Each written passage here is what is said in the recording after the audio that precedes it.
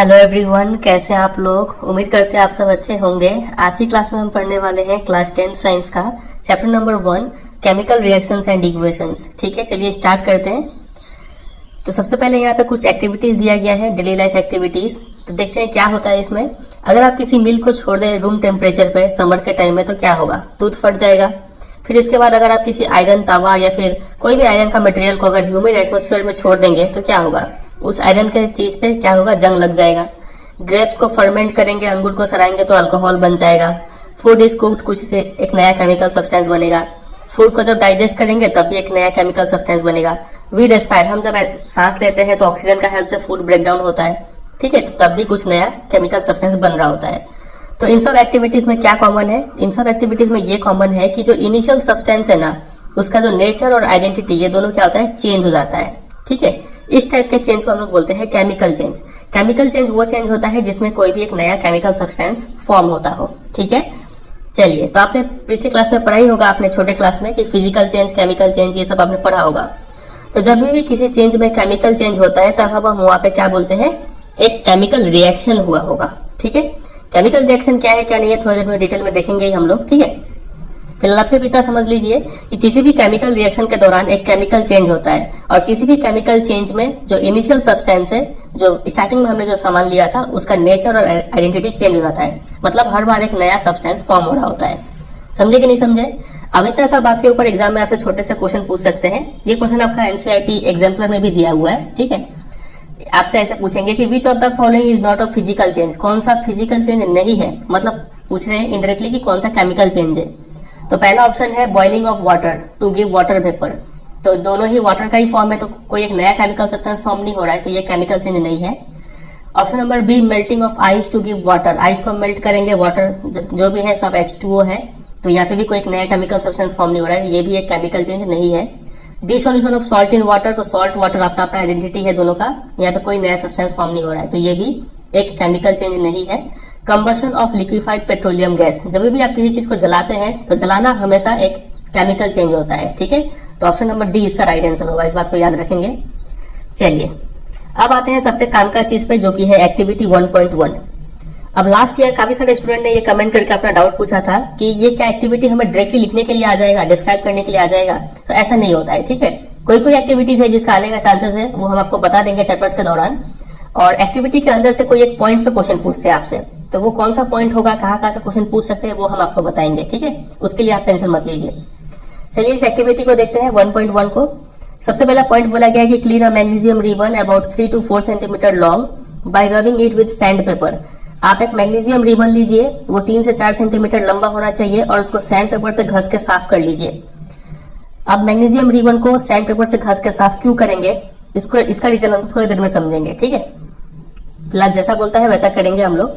फिर उसके बाद पेयर ऑफ टोंग से होल्ड करेंगे, ऐसे चिमटे से पकड़ के उसको जलाएंगे, और जलाने के बाद जो ऐश है उसको एक प्लेट में कलेक्ट करेंगे। आप यहाँ पे देख पा रहे हैं अच्छे से।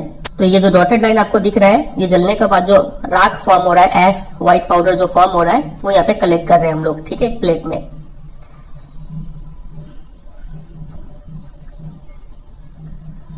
और जलाने के दौरान ये सावधानी रखेंगे कि हम लोग अपने आंखों से इसको दूर रखेंगे, आंखों से, फेस से इसको दूर रखेंगे, नहीं तो हो सकता है हमारा चेहरा डैमेज हो जाए।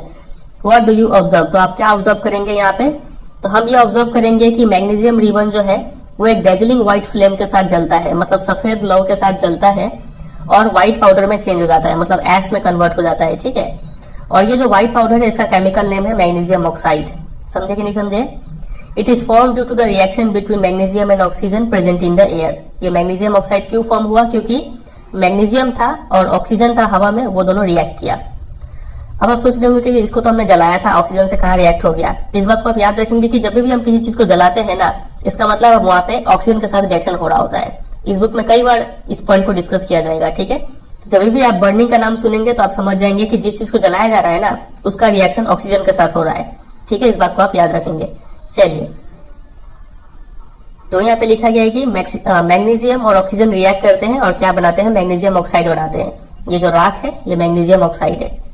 तो एक पॉइंट यहाँ पे डिस्कस करते हैं कि हमने यहाँ पे मैग्नीशियम रिबन को क्यों सैंड पेपर से घसा था। तो ऐसा इसलिए था कि अगर हम मैग्नीशियम रिबन को ऐसे ही छोड़ देंगे एटमॉस्फेयर में, तो एटमॉस्फेयर में क्या प्रेजेंट है बताइए, ऑक्सीजन प्रेजेंट है। तो ये मैग्नीशियम ऑक्सीजन के साथ रिएक्शन कर लेगा और फिर से क्या बना देगा, एक मैग्नीशियम ऑक्साइड का लेयर बना देगा इसके ऊपर, ठीक है। और ये मैग्नीशियम ऑक्साइड का जो लेयर है ये फर्दर रिएक्शन नहीं होने देगा अंदर जो मैग्नीशियम है उससे, ठीक है। इसलिए हम लोग क्या करते हैं, ऊपर वाला जो लेयर है इसको सैंड पेपर से घस के हटाते हैं, तब हमें प्योर मैग्नीशियम मिलता है, तब उसको हम लोग यूज करते हैं किसी भी रिएक्शन के लिए। समझे कि नहीं समझे बात गहराई को? चलिए अब इसके ऊपर भी आपके एग्जाम में क्वेश्चन पूछा जाता है, आपसे पूछेंगे कि why should a magnesium ribbon be cleaned before burning in air. Magnesium ribbon को साफ करना क्यों जरूरी है जलाने से पहले? तो आप आंसर ऐसे लिखेंगे कि magnesium is a very reactive metal, when exposed to air it reacts with oxygen to form a layer of magnesium oxide on its surface. समझ गए?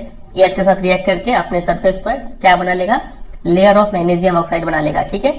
This layer of magnesium oxide is pretty stable and prevents additional reaction of magnesium with oxygen, ठीक है। ये काफी stable होता है और additional reaction नहीं होने देता है, तो इसीलिए hence magnesium ribbon needs to be clean before burning it in air. समझ गए?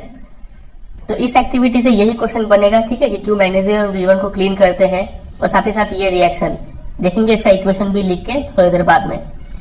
फिलहाल एक और एक्टिविटी है, एक्टिविटी 1.2, ये इतना इंपॉर्टेंट नहीं है, सिर्फ समझते हैं इसमें क्या बोला गया है। बोला गया है कि आप लीड नाइट्रेट का सोल्यूशन लीजिए एक टेस्ट ट्यूब में और उसमें पोटेशियम आयोडाइड ऐड कर दीजिए। आप क्या ऑब्जर्व करेंगे? तो आप यही ऑब्जर्व करेंगे कि वहां पे कुछ कलर चेंज हो रहा है, ठीक है। सिर्फ कलर चेंज बात का ध्यान रखेंगे आप। एक्टिविटी 1.3 पे आते हैं। यहाँ पे बोला गया कि आप कुछ जिंक ग्रैनुअल्स लीजिए कॉनिकल फ्लास्क में। यह है कॉनिकल फ्लास्क, इस टाइप का फ्लास्क को बोलते हैं कॉनिकल फ्लास्क, ठीक है। उसमें छोटे छोटे जिंक के टुकड़े ले लीजिए। जिंक एक मेटल है, मेटल नॉन मेटल क्या होता है चैप्टर 3 में देख लेंगे। फिर उसमें डाइल्यूट कोई भी हाइड्रोक्लोरिक एसिड या फिर सल्फ्यूरिक एसिड ऐड कर दीजिए। What do you observe? आप पाएंगे कि यहाँ पे जो ग्रैनुअल्स है उसमें छोटे छोटे एयर बबल्स लग रहे हैं। वो एयर बबल्स में कौन सा गैस है? हाइड्रोजन गैस है, ठीक है। ये रिएक्शन डिटेल में लोग देखेंगे चैप्टर नंबर 3 में। आप यहाँ पे ज्यादा टेंशन मत लीजिएगा, सिर्फ आप इतना चीज ध्यान दीजिए कि आप जब इसको टच करेंगे ना तो आप क्या पाएंगे, यहाँ पे कुछ टेम्परेचर चेंज हो रहा है। टेम्परेचर चेंज हो रहा है मतलब आप जब इसको छुएंगे तो आपको लगेगा कि ये थोड़ा गर्म हो गया है, ठीक है।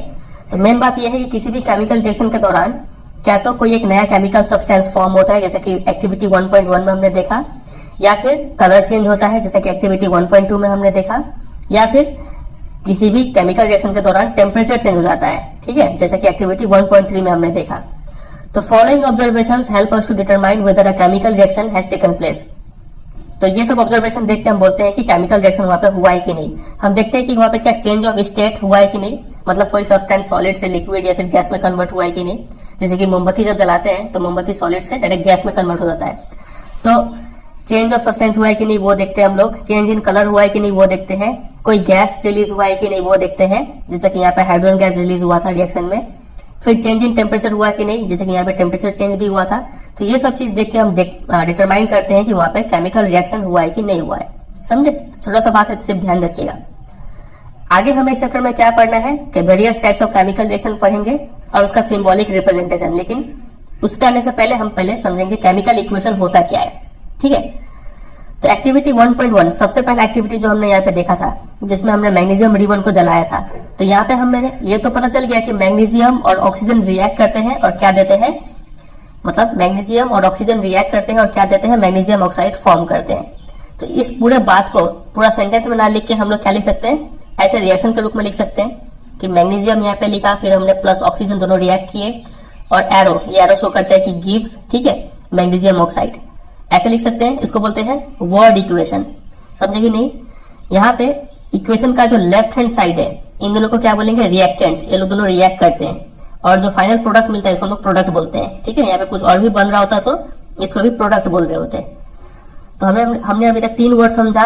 वर्ड इक्वेशन क्या होता है ये हमने समझा, रिएक्टेंट किसको बोलते हैं, प्रोडक्ट किसको बोलते हैं ये हमने समझा, ठीक है। चलिए, और ये एरो हेड जो है वो क्या शो कर रहा है, the arrow head points towards the product and shows the direction of reaction. ये डायरेक्शन दिखाता है कि रिएक्शन इस तरफ हुआ है, मतलब ये दोनों रिएक्ट करके ये बना हुआ है, ये चीज ये शो करता है। समझे?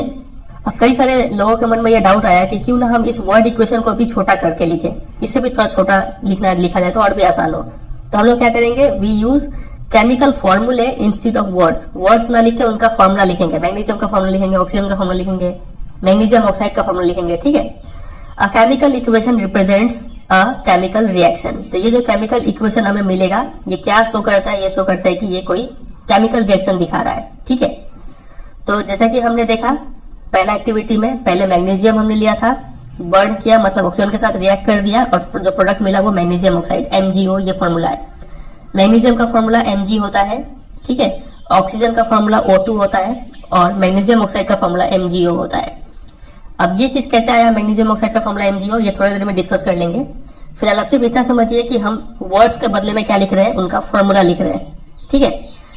चलिए अगला बात इसको समझते हैं। देखिए अब आप एक चीज नोटिस कीजिए, यहाँ पे अगर हम आपसे पूछे कि मैग्नीशियम का कितना एटम है ये, तो आप बोलेंगे ये मैग्नीशियम का एक एटम है। कहीं अगर मैग्नीशियम ऐसे लिखा हुआ है Mg और यहाँ पे आगे में 2 लगाया हुआ है, अब बताइए मैग्नीशियम का ये कितना एटम है, तो आप बोलेंगे यहाँ पे 2 मैग्नीशियम है, ठीक है, 2 एटम है। अच्छा एक बात बताइए, कहीं लिखा हुआ है O2, ये बताइए ऑक्सीजन का कितना एटम है यहाँ पे, कितना ऑक्सीजन है यहाँ पे, तो आप बोलेंगे 2 ऑक्सीजन है, ठीक है, 2 ऑक्सीजन एटम है। अगर कहीं कोई ऐसे लिख दिया 2O2, अब बताइए कितना ऑक्सीजन है यहाँ पे, तो आप यहाँ पे क्या करेंगे, दोनों को मल्टीप्लाई कर लेंगे, ठीक है, 2 2 जा 4, यहाँ पे 4 ऑक्सीजन है, 4 एटम्स ऑफ ऑक्सीजन है, समझे। चलिए एक और क्वेश्चन आप मेरे को इसका बताइए, 4 MgO कहीं लिखा हुआ है, आप बताइए इसमें मैग्नीशियम का कितना एटम है, तो आप बोलेंगे मैग्नीशियम के आगे 4 है, तो इसका मतलब मैग्नीशियम का 4 एटम है। बताइए ऑक्सीजन का कितना एटम है, तो आप देखेंगे कि ऑक्सीजन के आगे भी 4 है। ये 4 जो होता है ना, आगे में जो नंबर होता है ये सबके लिए होता है, तो ऑक्सीजन भी कितना है, 4 है।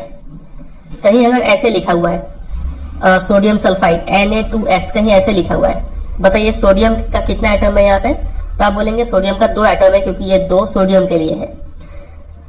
सल्फर का कितना एटम है यहाँ पे, तो आप बोलेंगे सल्फर के लिए यहाँ पे कुछ नहीं लिखा हुआ है, मतलब 1 है, तो सल्फर का 1 एटम है, ठीक है। चलिए इसका बताइए Al2SO4 होल थ्राइस, एल्यूमिनियम का कितना एटम है बताइए, तो आप देखते हैं कि एल्यूमिनियम के आगे यहाँ पे 2 है, तो ये एल्यूमिनियम का 2 एटम हो गया। सल्फर का कितना एटम है बताइए, तो आप देख रहे हैं कि ब्रैकेट देखे ये 3 लिखा हुआ है, मतलब ये 3 इसके लिए भी है, सल्फर के लिए भी और ऑक्सीजन के लिए भी है, तो सल्फर का कितना एटम हो गया बताइए, 3 एटम हो गया। बताइए ऑक्सीजन का कितना एटम है, ऑक्सीजन के यहाँ पे पहले से 4 है और बाहर में भी 3 है, तो लोग क्या हो जाएगा, मल्टीप्लाई हो जाएगा। ऑक्सीजन का कितना एटम हो गया टोटल, 3 4 जा 12 एटम हो गया। समझे कि नहीं समझे। चलिए थोड़ा और लेवल बढ़ाते हैं, यहाँ पे फिर लिखा हुआ है Al2SO4 होल थ्राइस और आगे में यहाँ पे मान लीजिए 2 लिखा हुआ है। अब बताइए एल्यूमिनियम का कितना एटम है यहाँ पे, तो आप देख रहे हैं कि एल्यूमिनियम का यहाँ पे 2 है और यहाँ पे भी 2 है, तो ये दोनों 2 क्या होता है, मल्टीप्लाई हो जाता है, तो एल्यूमिनियम का 4 एटम हो गया, ठीक है। बताइए सल्फर का कितना एटम है, तो सल्फर का यहाँ पे 3 है और यहाँ पे 2 है, ये 2 सबके लिए होता है, ये 2, तो क्या हो गया, सल्फर का 3 2 जा 6 एटम हो गया, समझ रहे हैं। ऑक्सीजन का बताइए कितना एटम है, ये अगर आपने बता दिया तो आप पूरा पूरी समझ गए। ऑक्सीजन का यहाँ पे हमने देखा था 3 3 4 जा 12 ऑलरेडी था, और आगे में और एक 2 है ये वाला, तो ये 2 से 12 मल्टीप्लाई हो जाएगा, तो 12 2 जा 24 एटम्स है ऑक्सीजन का। समझे कि नहीं समझे। चलिए इतना समझ गए, अब हम आगे इसको कंटिन्यू करते हैं। तो यहाँ पे आप देखेंगे कि रिएक्टेंट साइड जो है, लेफ्ट हैंड साइड, वहां पे मैग्नीशियम का कितना एटम है, 1 एटम है। प्रोडक्ट साइड पे मैग्नीशियम का कितना एटम है, 1 एटम है, ठीक है। मैग्नीशियम तो इक्वल है दोनों जगह। ऑक्सीजन देखिए प्रोडक्ट साइड में कितना एटम है, तो 2 एटम है ऑक्सीजन का, लेकिन जो प्रोडक्ट साइड में वहां पे ऑक्सीजन का एटम कितना है, 1 है। तो यहाँ पे number of atoms of oxygen equal नहीं है दोनों साइड में। तो अगर मान लीजिए इक्वल होता ना, तो इस टाइप के हम लोग इक्वेशन को बोलते हैं एक बैलेंस्ड केमिकल इक्वेशन, ठीक है। तो if the number of atoms of each element is same on both the sides of a chemical equation, then the equation is said to be balanced. इसका डेफिनेशन आप याद रखेंगे, ठीक है। और अगर नंबर ऑफ एटम सेम नहीं है तो उस इक्वेशन को अनबैलेंस्ड बोलेंगे। तो अगला टॉपिक यही है कि बैलेंस केमिकल इक्वेशन किसको बोलते हैं, कैसे बैलेंस करेंगे, यही टॉपिक है। फिलहाल आप सिर्फ समझते चलिए कि कैसे एटम्स काउंट करते हैं। चलिए आगे देखते हैं। अब देखिए ये इक्वेशन तो बैलेंस नहीं है, तो इसको हम लोग बोल सकते हैं ये अनबैलेंस्ड केमिकल इक्वेशन है। साथ ही साथ इसको हम लोग एक और टर्म यूज करते हैं जिसको बोलते हैं स्केलेटल केमिकल इक्वेशन। ये एक स्केलेटल केमिकल इक्वेशन भी है जिसको हमने अभी तक कोई छेड़छाड़ नहीं किया है, बैलेंस नहीं किया है, ठीक है। तो ये सब टर्म्स आप ध्यान रखेंगे। तो अगला टॉपिक है बैलेंस केमिकल इक्वेशन। इसमें हम समझेंगे कि इक्वेशन को बैलेंस करना जरूरी क्यों है, इसको ऐसे ही क्यों नहीं छोड़ सकते हैं। चलिए देखते हैं। आपने क्लास 9 में एक लॉ पढ़ा होगा जिसको बोलते हैं law of conservation of mass. ये लॉ क्या बोलता है कि मास can nether be created nor destroyed in a chemical reaction. किसी भी केमिकल रिएक्शन के दौरान ना ही आप मास को क्रिएट कर सकते हैं और ना ही डिस्ट्रॉय कर सकते हैं, ठीक है। दैट इज, दूसरे शब्दों में बोला जाए कि total mass of element present in the product of a chemical reaction has to be equal to the total mass of elements present in the reactants. Products का जितना वजन है उतना ही वजन रिएक्टेंट्स का होना चाहिए, ठीक है। एक्स्ट्रा मास जो वेट है ना बढ़ना चाहिए ना घटना चाहिए, ठीक है, ये लॉ बोलता है। तो in other words the number of atoms of each element remains the same before and after a chemical reaction. यही सबसे मेन बात है कि रिएक्शन से पहले और रिएक्शन के बाद में जो नंबर ऑफ एटॉम्स है वो सेम रहना चाहिए, ठीक है। हेंस इसीलिए हमें we need to balance a skeletal chemical equation, किसी भी स्केलेटल केमिकल इक्वेशन को बैलेंस करना जरूरी है, ठीक है। और अभी हम थोड़ी देर पहले यहाँ पे Al2SO4 थ्राइस एल्यूमिनियम सल्फेट का फॉर्मूला लिखे थे, वहां पे नंबर ऑफ एटम्स काउंट किए थे। वो हो सकता है किसी को समझ में नहीं आया हो तो ज्यादा टेंशन ना ले, ठीक है, आगे चल के समझ में आ जाएगा, और जिनको समझ में आ गया हो तो बहुत अच्छे। फिर चलिए अब यहाँ पे कुछ एक बैलेंसिंग सीखते हैं हम लोग। The word equation for activity 1.3 में बी रिप्रेजेंटेड एज, तो एक्टिविटी 1.3 में हमने देखा था कि हमने कुछ जिंक ग्रैनुअल्स लिया था, फिर उसमें सल्फ्यूरिक एसिड ऐड कर दिया था, हाइड्रोजन गैस निकला था, ठीक है। तो देखते हैं इसका इक्वेशन लिखकर। चलिए, तो सबसे पहले हमने क्या किया, वर्ड इक्वेशन लिखा इसको कि zinc plus sulphuric acid gives zinc sulphate plus hydrogen. अब यहाँ पे जिंक सल्फेट ही क्यों बना, हाइड्रोजन क्यों निकला, ये सब हमने बाद में समझेंगे। फिलहाल आप इतना सिर्फ याद कीजिए कि ये बना। चलिए अब इसको हम लोग वर्ड इक्वेशन को कन्वर्ट कर देंगे केमिकल इक्वेशन पे। अब हम सबका फॉर्मूला लिखेंगे। जिंक का फॉर्मूला हो गया Zn, इसको आप याद कर लीजिए। सल्फ्यूरिक एसिड का फॉर्मूला H2SO4, ये वेरी इंपॉर्टेंट है, चैप्टर नंबर 2 में आपको याद करना पड़ेगा इस बात को, तो आप अभी याद कर लीजिए कि सल्फ्यूरिक एसिड का फॉर्मूला H2SO4। साथ ही साथ हाइड्रोक्लोरिक एसिड का फॉर्मूला HCl होता है, इस बात को भी आप याद कर लेंगे। चलिए, तो जिंक हो गया, सल्फ्यूरिक एसिड का फॉर्मूला हमने लिख दिया, फिर जिंक सल्फेट का फॉर्मूला भी हमने लिख दिया, और हाइड्रोजन का फॉर्मूला भी लिख दिया। ये सब फॉर्मूला कैसे लिखते हैं थोड़ी देर में हम आपको बता देंगे। फिलहाल सिर्फ समझिए कि हमने वर्ड इक्वेशन से केमिकल इक्वेशन लिखा। अब आप काउंट कीजिए नंबर ऑफ एटॉम्स। देखिए, चेक कीजिए कि बैलेंस है कि अनबैलेंस्ड। जिंक रिएक्टेंट साइड में जिंक कितना है, 1 एटम है, और प्रोडक्ट साइड में जिंक कितना है बताइए, 1। चलिए, तो जिंक बैलेंस है। हाइड्रोजन काउंट कीजिए, हाइड्रोजन कितना है रिएक्टेंट साइड में, तो 2 हाइड्रोजन है यहाँ पे हाइड्रोजन कितना है, 2 हाइड्रोजन, तो हाइड्रोजन भी बैलेंस्ड है। हाइड्रोजन का काम खत्म, जिंक का काम खत्म। अब किसका काम देखना है, सल्फर का देखना है। सल्फर 1 है यहाँ पे भी सल्फर 1 है, तो सल्फर भी बैलेंस्ड है। ऑक्सीजन 4 है, यहाँ पे भी ऑक्सीजन 4 है, तो ये तो ऑलरेडी बैलेंस्ड है इक्वेशन, ठीक है। चलिए आगे देखते हैं। तो as the number of atoms of each element is the same on both sides, तो it is a balanced chemical equation. समझ में आ गया। चलिए एक और एग्जांपल लेते हैं जो अनबैलेंस्ड हो। Try to balance the following chemical equation. Fe मतलब आयरन का ये फॉर्मूला है, plus water H2O gives Fe3O4 मतलब आयरन 2,3 ऑक्साइड, और ये है हाइड्रोजन, ठीक है। इसको बैलेंस करने की कोशिश करते हैं। तो सबसे पहले तो आप ये समझिए कि ये इक्वेशन अनबैलेंस्ड है कि बैलेंस्ड है। देखिए यहाँ पे रिएक्टेंट साइड में आयरन कितना है, 1 एटम है, और प्रोडक्ट साइड में आयरन कितना है, 3 एटम है, तो इसी से पता चल गया कि ये अनबैलेंस्ड है। इसको बैलेंसिंग करना पड़ेगा। कैसे बैलेंस करेंगे, देखिए स्टेप नंबर 1 आप इस बात को ध्यान रखेंगे कि आप इन सब फॉर्मूला के बीच में छेड़छाड़ नहीं करेंगे।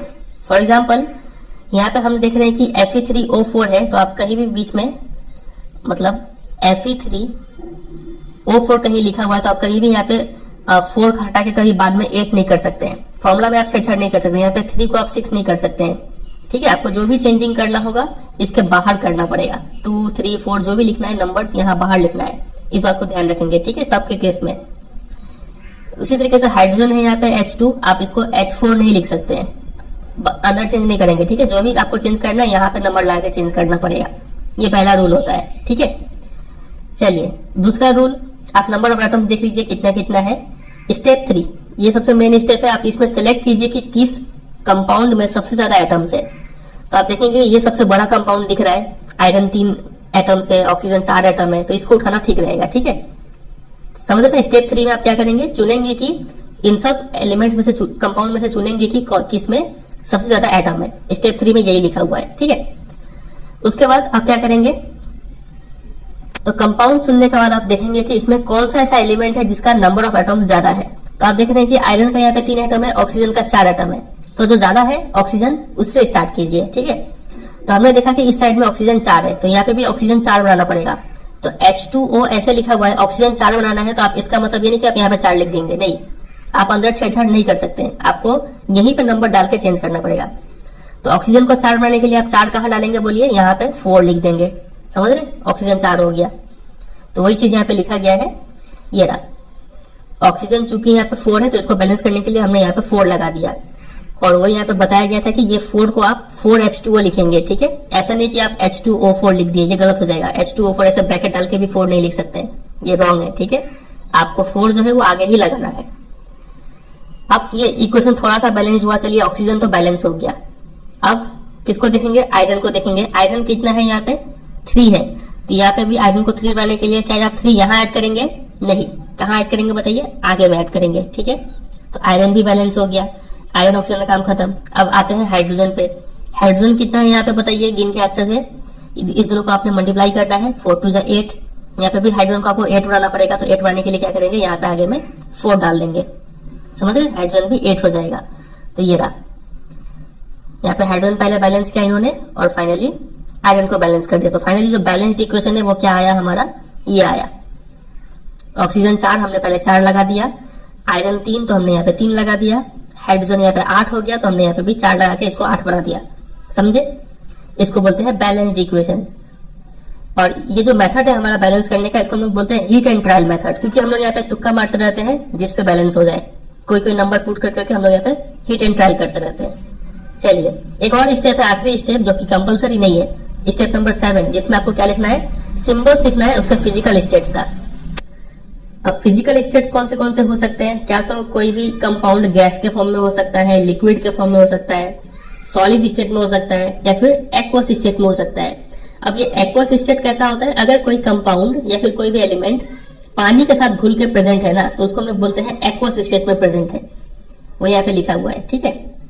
The word aqueous is written if the reactant और प्रोडक्ट, कोई भी चीज is present as a solution in water, पानी में घुल के अगर प्रेजेंट है तो उसको हम लोग एक्वस बोलते हैं, ठीक है। इसका शॉर्ट फॉर्म हो जाएगा, देखिए गैस के लिए शॉर्ट फॉर्म जी से रिप्रेजेंट करेंगे, लिक्विड के लिए short form small letter L, aqueous के लिए शॉर्ट फॉर्म ए क्यू और सॉलिड के लिए शॉर्ट फॉर्म एस। तो यहाँ पे देखिए हम लोग सबका स्टेट मेंशन करेंगे। जो आयरन था वो सॉलिड है तो ब्रैकेट में हमने एस लिख दिया। H2O ये हमने यहाँ पे वाटर वेपर लिया है जिसको स्टीम बोलते हैं, ठीक है, इसलिए यहाँ पे हमने गैस लिखा इसको। फिर Fe3O4 ये एक सॉलिड है तो अब ब्रैकेट में S, और हाइड्रोजन एक गैस है तो ब्रैकेट में G। अब देखिए, अब हो सकता है हमें एग्जाम में पता ना हो कि कौन सा स्टेट होता है, तो यूजुअली हम लोग क्या करते हैं कि physical states are not included in a chemical equation unless it is necessary to specify them. Usually हम लोग फिजिकल स्टेट्स मतलब ये ब्रैकेट में S G ये सब नहीं लिखते हैं जब तक कि नेसेसरी ना हो। मतलब आपके एग्जाम में अगर क्वेश्चन में लिखा हुआ है ये फिजिकल स्टेट्स लिखिए तो ही आप लिखेंगे, नहीं तो सिर्फ आप केमिकल रिएक्शन लिख के हट जाएंगे, समझे।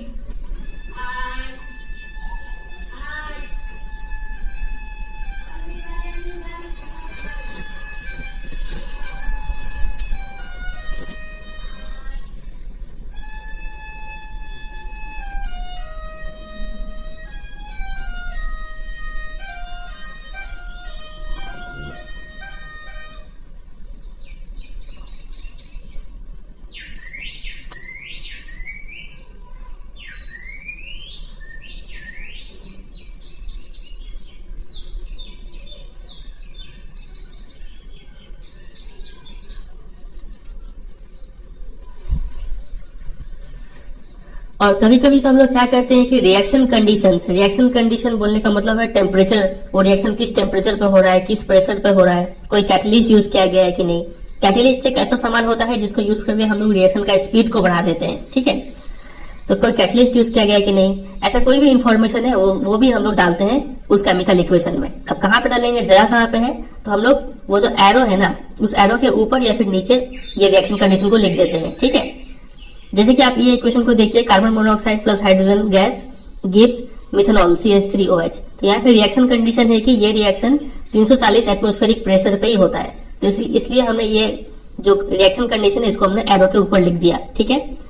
वैसे ये रिएक्शन देखिए, याद है आपको, ये आपने छोटे क्लास में पढ़ा होगा, ये फोटोसिंथेसिस का रिएक्शन है, इसको हम लोग फिर पढ़ेंगे आगे के चैप्टर्स में।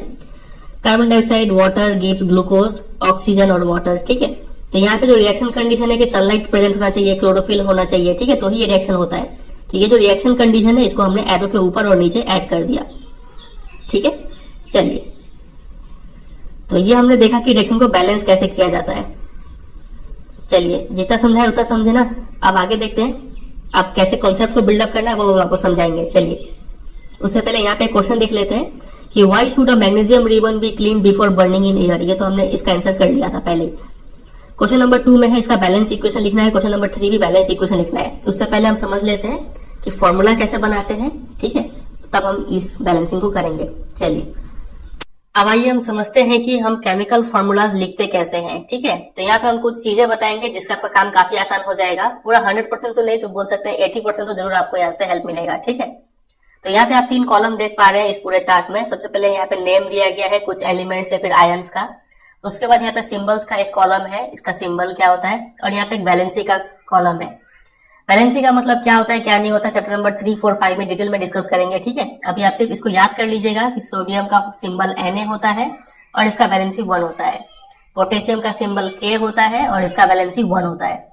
हाइड्रोजन का सिंबल H होता है, वैलेंसी 1 होता है। ठीक है, इसको आप बार बार पढ़ेंगे, धीरे धीरे करके याद हो जाएगा ये। ठीक है, हो सके तो एक बार बैठ के आप पूरा याद भी कर सकते हैं। टोटल ये 21 तक दिया गया है। लास्ट में बेरियम है, इसका सिंबल Ba होता है और वैलेंसी 2 होता है। ठीक है, और यहाँ से देखिए सबसे हाईएस्ट किसका है, एल्यूमिनियम का। देखिए एल्यूमिनियम का सिंबल Al होता है और वैलेंसी 3 होता है। ऐसे करके आपको पूरा याद कर लेना है। चलिए अब इन सबको यूज करके फॉर्मूला कैसे बनाते हैं वो देखते हैं हम लोग। तो सबसे पहले मान लीजिए हाइड्रोजन क्लोराइड दिया है, जिसको हाइड्रोक्लोरिक एसिड भी बोलते हैं। मान लीजिए हमें इसका फॉर्मूला बनाना है। तो फॉर्मूला बनाने के लिए सबसे पहले क्या करेंगे कि आप यहाँ पे 2 एलिमेंट को पहचाने। सबसे पहला है हाइड्रोजन और दूसरा है क्लोराइड मतलब क्लोरीन। ठीक है, तो आप इन दोनों का सिंबल लिखिए सबसे पहले। तो हाइड्रोजन का सिंबल क्या होता है, H होता है, तो H लिख दीजिए। क्लोरीन का सिंबल क्या होता है, Cl, तो Cl लिख दीजिए। पहला काम ये करेंगे हम। ठीक है, दूसरा काम आप यहाँ पे वैलेंसी लिखिए। हाइड्रोजन का वैलेंसी कितना है, इस चार्ट में हमने देखा था हाइड्रोजन का वैलेंसी ये रहा 1 हमने देखा था, और क्लोरीन का वैलेंसी कितना है, ये भी 1 है। तो दोनों का वैलेंसी इसका नीचे लिखिए। हाइड्रोजन का वैलेंसी 1, तो ये हमने 1 यहाँ पे लिख दिया। क्लोरीन का वैलेंसी 1, तो ये भी 1 हमने यहाँ पे लिख दिया। आप क्या करेंगे, आप क्रॉस मल्टीप्लाई करेंगे। ये 1 आप इधर मल्टीप्लाई करेंगे और इस 1 को इससे मल्टीप्लाई करेंगे और सब स्क्रिप्ट में लिखेंगे, मतलब नीचे में लिखेंगे। तो ये आप क्या आ गया फॉर्मूला, H1 और Cl1। ठीक है, अब यूजुअली हम लोग 1 को नहीं लिखते हैं, हम लोग क्या इसको सिंपली लिख देंगे HCl। समझे, तो ये हो गया हाइड्रोजन क्लोराइड का फॉर्मूला। चलिए एक और करते हैं और अच्छे से समझ में आएगा। हाइड्रोजन सल्फाइड, तो हाइड्रोजन का सिंबल लिखिए H, सल्फाइड का सिंबल यहाँ पे दिया गया है सल्फाइड, ये रहा। सल्फाइड का सिंबल S है, वैलेंसी 2 है। चलिए, तो सल्फाइड के लिए हम यहाँ पे लिख दिए S। हाइड्रोजन का वैलेंसी 1 और सल्फाइड का वैलेंसी अभी हमने देखा 2। अब क्या करना है बोलिए, क्रॉस मल्टीप्लाई करेंगे। इस 1 को यहां भेजेंगे और इस 2 को यहां भेजेंगे। ठीक है, तो क्या बन गया ये H2 और S1। क्या ये 1 लिखेंगे हम लोग, नहीं लिखेंगे, तो फॉर्मूला क्या बन जाएगा H2S। ये हो गया हाइड्रोजन सल्फाइड का फॉर्मूला। उम्मीद करते हैं आपको समझ में आ रहा है। चलिए क्वेश्चन नंबर 3 देखिए। मान लीजिए हमें मैग्नीशियम क्लोराइड का फॉर्मूला लिखना है। तो मैग्नीशियम का सिंबल क्या होता है, Mg, मुझे तो याद है। क्लोराइड मतलब क्लोरीन, क्लोरीन का सिंबल Cl। अब बारी है इसका वैलेंसी लिखने का, तो चलिए देख लेते हैं मैग्नीशियम का वैलेंसी कितना है। ये रहा मैग्नीशियम, सिंबल Mg, वैलेंसी है इसका 2। अप्लाई कर देते हैं वहां पे। मैग्नीशियम का वैलेंसी 2, क्लोरीन का वैलेंसी 1 अभी हमने देखा था। क्रॉस मल्टीप्लाई करेंगे तो क्या बन गया यहाँ पे Mg1 जो कि हम नहीं लिखेंगे, यहाँ पे हटा देते हैं इसको, और Cl2। समझ गए, ये MgCl2 मैग्नीशियम क्लोराइड का फॉर्मूला हो गया। अब हमें लिखना है एल्यूमिनियम ऑक्साइड का। क्या आप इसको खुद से ट्राई करने की कोशिश करेंगे। चलिए वीडियो को पॉज करके एक बार खुद से ट्राई कीजिए इसको।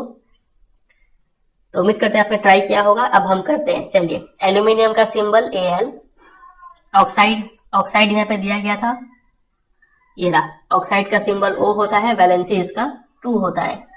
और एल्यूमिनियम जो है, एल्यूमिनियम का वैलेंसी हमने देखा था 3। ठीक है, चलिए अप्लाई कर देते हैं। ऑक्साइड का O, एल्यूमिनियम का वैलेंसी जो है वो हो गया 3, ऑक्साइड का वैलेंसी हो गया 2। क्रॉस मल्टीप्लाई कर देते हैं इसको, क्या हो गया, ये आ गया Al2O3। समझ रहे हैं, अगर आपका आंसर ये आया है तो आप बहुत अच्छा जा रहे हैं। चलिए आगे मूव करते हैं क्वेश्चन नंबर 5 में। कैल्शियम ऑक्साइड, तो कैल्शियम का सिंबल Ca, ऑक्साइड का O। मुझे तो वैलेंसी भी याद है, कैल्शियम का वैलेंसी 2 होता है, ऑक्साइड का वैलेंसी भी 2 होता है। क्रॉस मल्टीप्लाई कर देंगे इसको, तो Ca2O2। अब यहाँ पे जब सेम आता है ना, दोनों सेम आ गया तो ये कैंसिल आउट हो जाता है। ठीक है, तो हम यहाँ पे लिखेंगे क्या, CaO लिख देंगे। ठीक है, 1 नहीं लिखते, CaO। समझे कैंसिल आउट का कॉन्सेप्ट। चलिए इसका ट्राई करते हैं, कैल्शियम हाइड्रोक्साइड। तो कैल्शियम का फिर से हो गया Ca। हाइड्रोक्साइड का देख लेते हैं क्या था फॉर्मूला। हाइड्रोक्साइड कहाँ पे है, ढूंढा जाए। ये रहा, क्वेश्चन पॉइंट नंबर 16 में लिया है हाइड्रोक्साइड। तो OH होता है इसका सिंबल और वैलेंसी इसका 1 होता है। ठीक है, चलिए देखते हैं। OH और 1। तो हाइड्रोक्साइड का ये रहा, यहाँ पे हम लिख देते हैं OH, वैलेंसी इसका 1 है, कैल्शियम का वैलेंसी 2 है।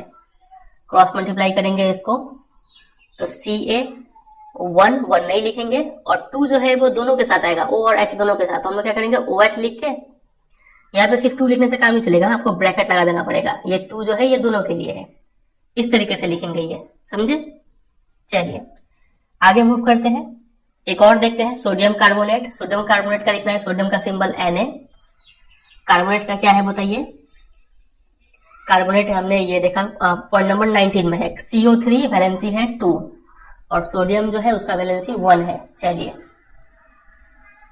तो लिखते हैं, कार्बोनेट का फॉर्मूला सिंबल हो गया CO3, इसका वैलेंसी कितना था, 2 था, इसका वैलेंसी 1 था। क्रॉस मल्टीप्लाई करेंगे तो Na2 और यहाँ पे आ गया CO3।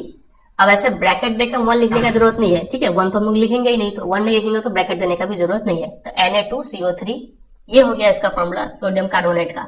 अच्छा लग रहा है। चलिए अगला देखते हैं 8 नंबर, एमोनियम सल्फेट। अमोनियम का क्या होता है भाई, देख लेते हैं। अमोनियम ये रहा, पॉइंट नंबर 15 में दिया गया है NH4 और इसका वैलेंसी है 1।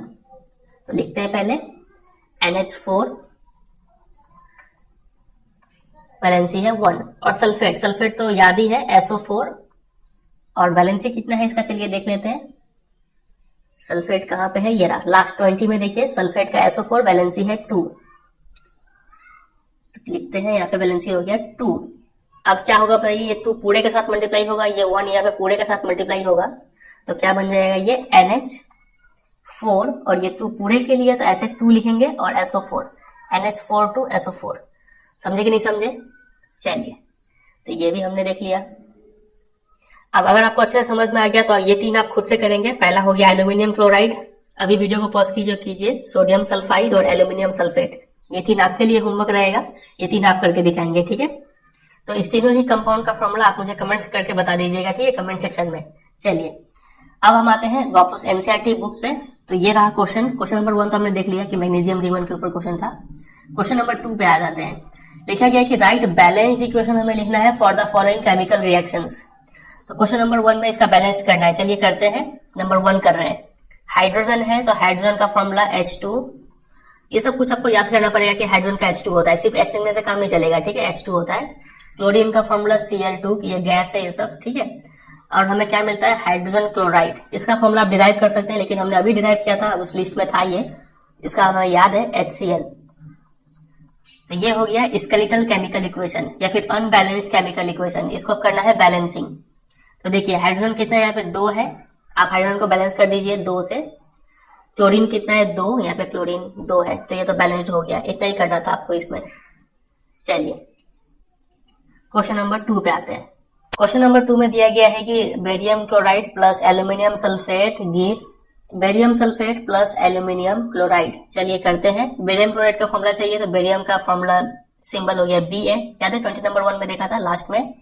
क्लोराइड का Cl, क्लोरीन का वैलेंसी 1 जो कि हम यहाँ पे नहीं लिखेंगे, और बेरियम का वैलेंसी है 2, यहाँ पे आ जाएगा 2, तो BaCl2 हो गया इसका फॉर्मूला। फिर आगे है एल्यूमिनियम सल्फेट, तो एल्यूमिनियम सल्फेट का एल्यूमिनियम का Al, सल्फेट का SO4, एल्यूमिनियम का वैलेंसी 3, तो यहाँ पे 3 ना लिख के डायरेक्टली हम यहाँ पे लिख रहे हैं 3, सल्फेट का वैलेंसी 2, तो यहाँ पे ना लिख के डायरेक्टली हम यहाँ पे लिख रहे हैं 2, तो Al2 और ब्रैकेट में SO4 होल थ्राइस, ये हो गया इसका वैलेंसी, सॉरी फॉर्मूला।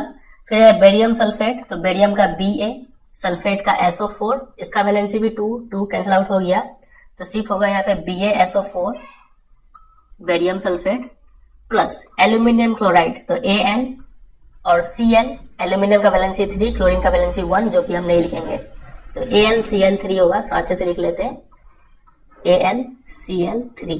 चलिए ये हो गया स्केलेटल केमिकल इक्वेशन। अब इसको हम लोग बैलेंस करते हैं। तो सबसे ज्यादा एलिमेंट किस में दिख रहा है, इसी में दिख रहा है, तो इससे स्टार्ट करते हैं। कलर का पेंट कलर चेंज करते हैं जरा, चलिए ब्लू ले लेते हैं, इसको हटाते हैं। एल्यूमिनियम हमें यहाँ पे 2 दिख रहा है, तो यहाँ पे आप 2 लगा दीजिए, बैलेंस हो गया।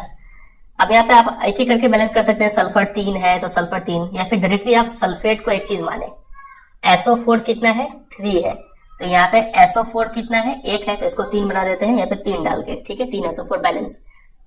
अब क्या चाहिए, देखिए बेरियम, बेरियम कितना हो गया, यहाँ पे 3 हो गया, यहाँ पे भी बेरियम को 3 बनाना पड़ेगा, 3 लगा देते हैं, ठीक है। क्लोरीन कितना हो गया, यहाँ पे 3 2 जा 6, यहाँ पे क्लोरीन कितना है 2 3 जा 6, तो क्लोरीन काम तमाम, एल्यूमिनियम का काम तमाम, सल्फेट का काम तमाम, बेरियम का भी काम तमाम। तो ये हो गया बैलेंस फिर तो। चलिए आगे देखते हैं क्वेश्चन नंबर 3 क्या है, आप ये खुद से ट्राई करने की कोशिश करेंगे, बिल्कुल कीजिए इसको, ठीक है, खुद से करने का। चलिए अब हम करते हैं question number 3। Sodium Na water, बच्चे बच्चे को पता है H2O gives sodium hydroxide NaOH, उसी तरीके से आप डिराइव कर लेंगे इसको, ठीक है, मुझे तो याद हो गया है अब, प्लस हाइड्रोजन H2, ठीक है। चलिए बैलेंस करते हैं। सोडियम यहाँ पे है 1, कलर चेंज करते हैं, ब्लू ले लेते हैं। सोडियम यहाँ पे है 1, यहाँ पे सोडियम 1, सोडियम का काम खत्म है। हाइड्रोजन देखिए कितना है, यहाँ पे हाइड्रोजन 2 है, और यहाँ पे हाइड्रोजन कितना है 1 और 2, 3 हो गया हाइड्रोजन। चलिए अब यहाँ पे क्या करते हैं 2 लगा देते हैं, ठीक है। तो 2 से क्या हो गया, ये हाइड्रोजन 2 2 जा, यहाँ पे 2 और 2 4 हाइड्रोजन हो गया, तो यहाँ पे 4 बनाने के लिए यहाँ पे 2 लगा देते हैं, ठीक है। अब यहाँ पे 2 लगाए तो सोडियम भी 2 हो गया, तो यहाँ पे सोडियम को 2 लगाना पड़ेगा, तो अब हो गया सोडियम बैलेंस। ऑक्सीजन है 2, यहाँ पे ऑक्सीजन 2, ठीक है। हम इतना तेज कर ले रहे हैं क्योंकि मुझे प्रैक्टिस है काफी, आप घबराइएगा नहीं, ये आपको भी प्रैक्टिस करते करते आप भी ऐसे ही तेज करने लग जाएंगे, ठीक है। चलिए स्टार्टिंग में थोड़ा प्रॉब्लम हो सकता है, लेकिन बाद में ये कोई नहीं रहेगा, जैसे बता रहे हैं वैसे आप प्रैक्टिस करते चलिए बस। तो ये 3 क्वेश्चन हमने किया, आगे मूव करते हैं अगले क्वेश्चन पे। ये रहा क्वेश्चन नंबर 3, देखिए आप, write a balanced chemical equation, तो हमें लिखना ही है विथ स्टेट सिंबल्स, आपको सिंबल भी लिखना पड़ेगा। चलिए काम बढ़ा दिया हमारा। For the following reaction, pen का कलर चेंज करते हैं, लाल ले लेते हैं। Question number 1, solutions of barium chloride and sodium sulphate in water, समझ रहे हैं ना ये। चलिए बेरियम क्लोराइड लिख लेते हैं पहले, नंबर 1 हो रहा है ये BaCl2, बेरियम क्लोराइड हो गया, plus sodium sulphate plus Na2SO4, ठीक है। डायरेक्टली कैसे लिख रहे हैं मुझे पता है, सल्फेट का वैलेंसी 2 होता है, 2 यहाँ पे, सोडियम का वैलेंसी 1, तो 1 यहाँ पे नहीं लिखे, ठीक है। गिव्स, थोड़ा अच्छे से लिखते हैं, गिव्स क्या मिलता है हमें, इनसॉल्युबल जो भी हो ये बेरियम सल्फेट, तो ये हो गया BaSO4, दोनों का वैलेंसी 2 2 है, कैंसिल आउट हो गया। Solution of sodium chloride plus NaCl, ठीक है। अब देखिए जहां भी सॉल्यूशन होता है मतलब ये पानी में घुला हुआ है, तो पानी में घुला हुआ प्रेजेंट है, मतलब ये एक्वस स्टेट है इसका, ठीक है। Na2SO4 ये भी पानी में है, ठीक है, तो यहाँ पे भी AQ। बेरियम सल्फेट, अब ये देखिए इनसॉल्युबल है, मतलब पानी में घुला नहीं है, मतलब ये सॉलिड है। और solution of sodium chloride, solution लिखा हुआ है मतलब पानी में ये घुला होगा, नमक, कॉमन सॉल्ट इसको बोलते हैं, तो ये हो जाएगा मेरा एक्वस। समझे इतना। चलिए बैलेंसिंग करते हैं, कलर चेंज कर लेते हैं पहले, ये रहा कलर चेंज। तो स्टार्ट करते हैं, चलिए इससे स्टार्ट करते हैं। सोडियम 2 है यहाँ पे, सोडियम को यहाँ पे 2 लगा दीजिए, सोडियम बैलेंस।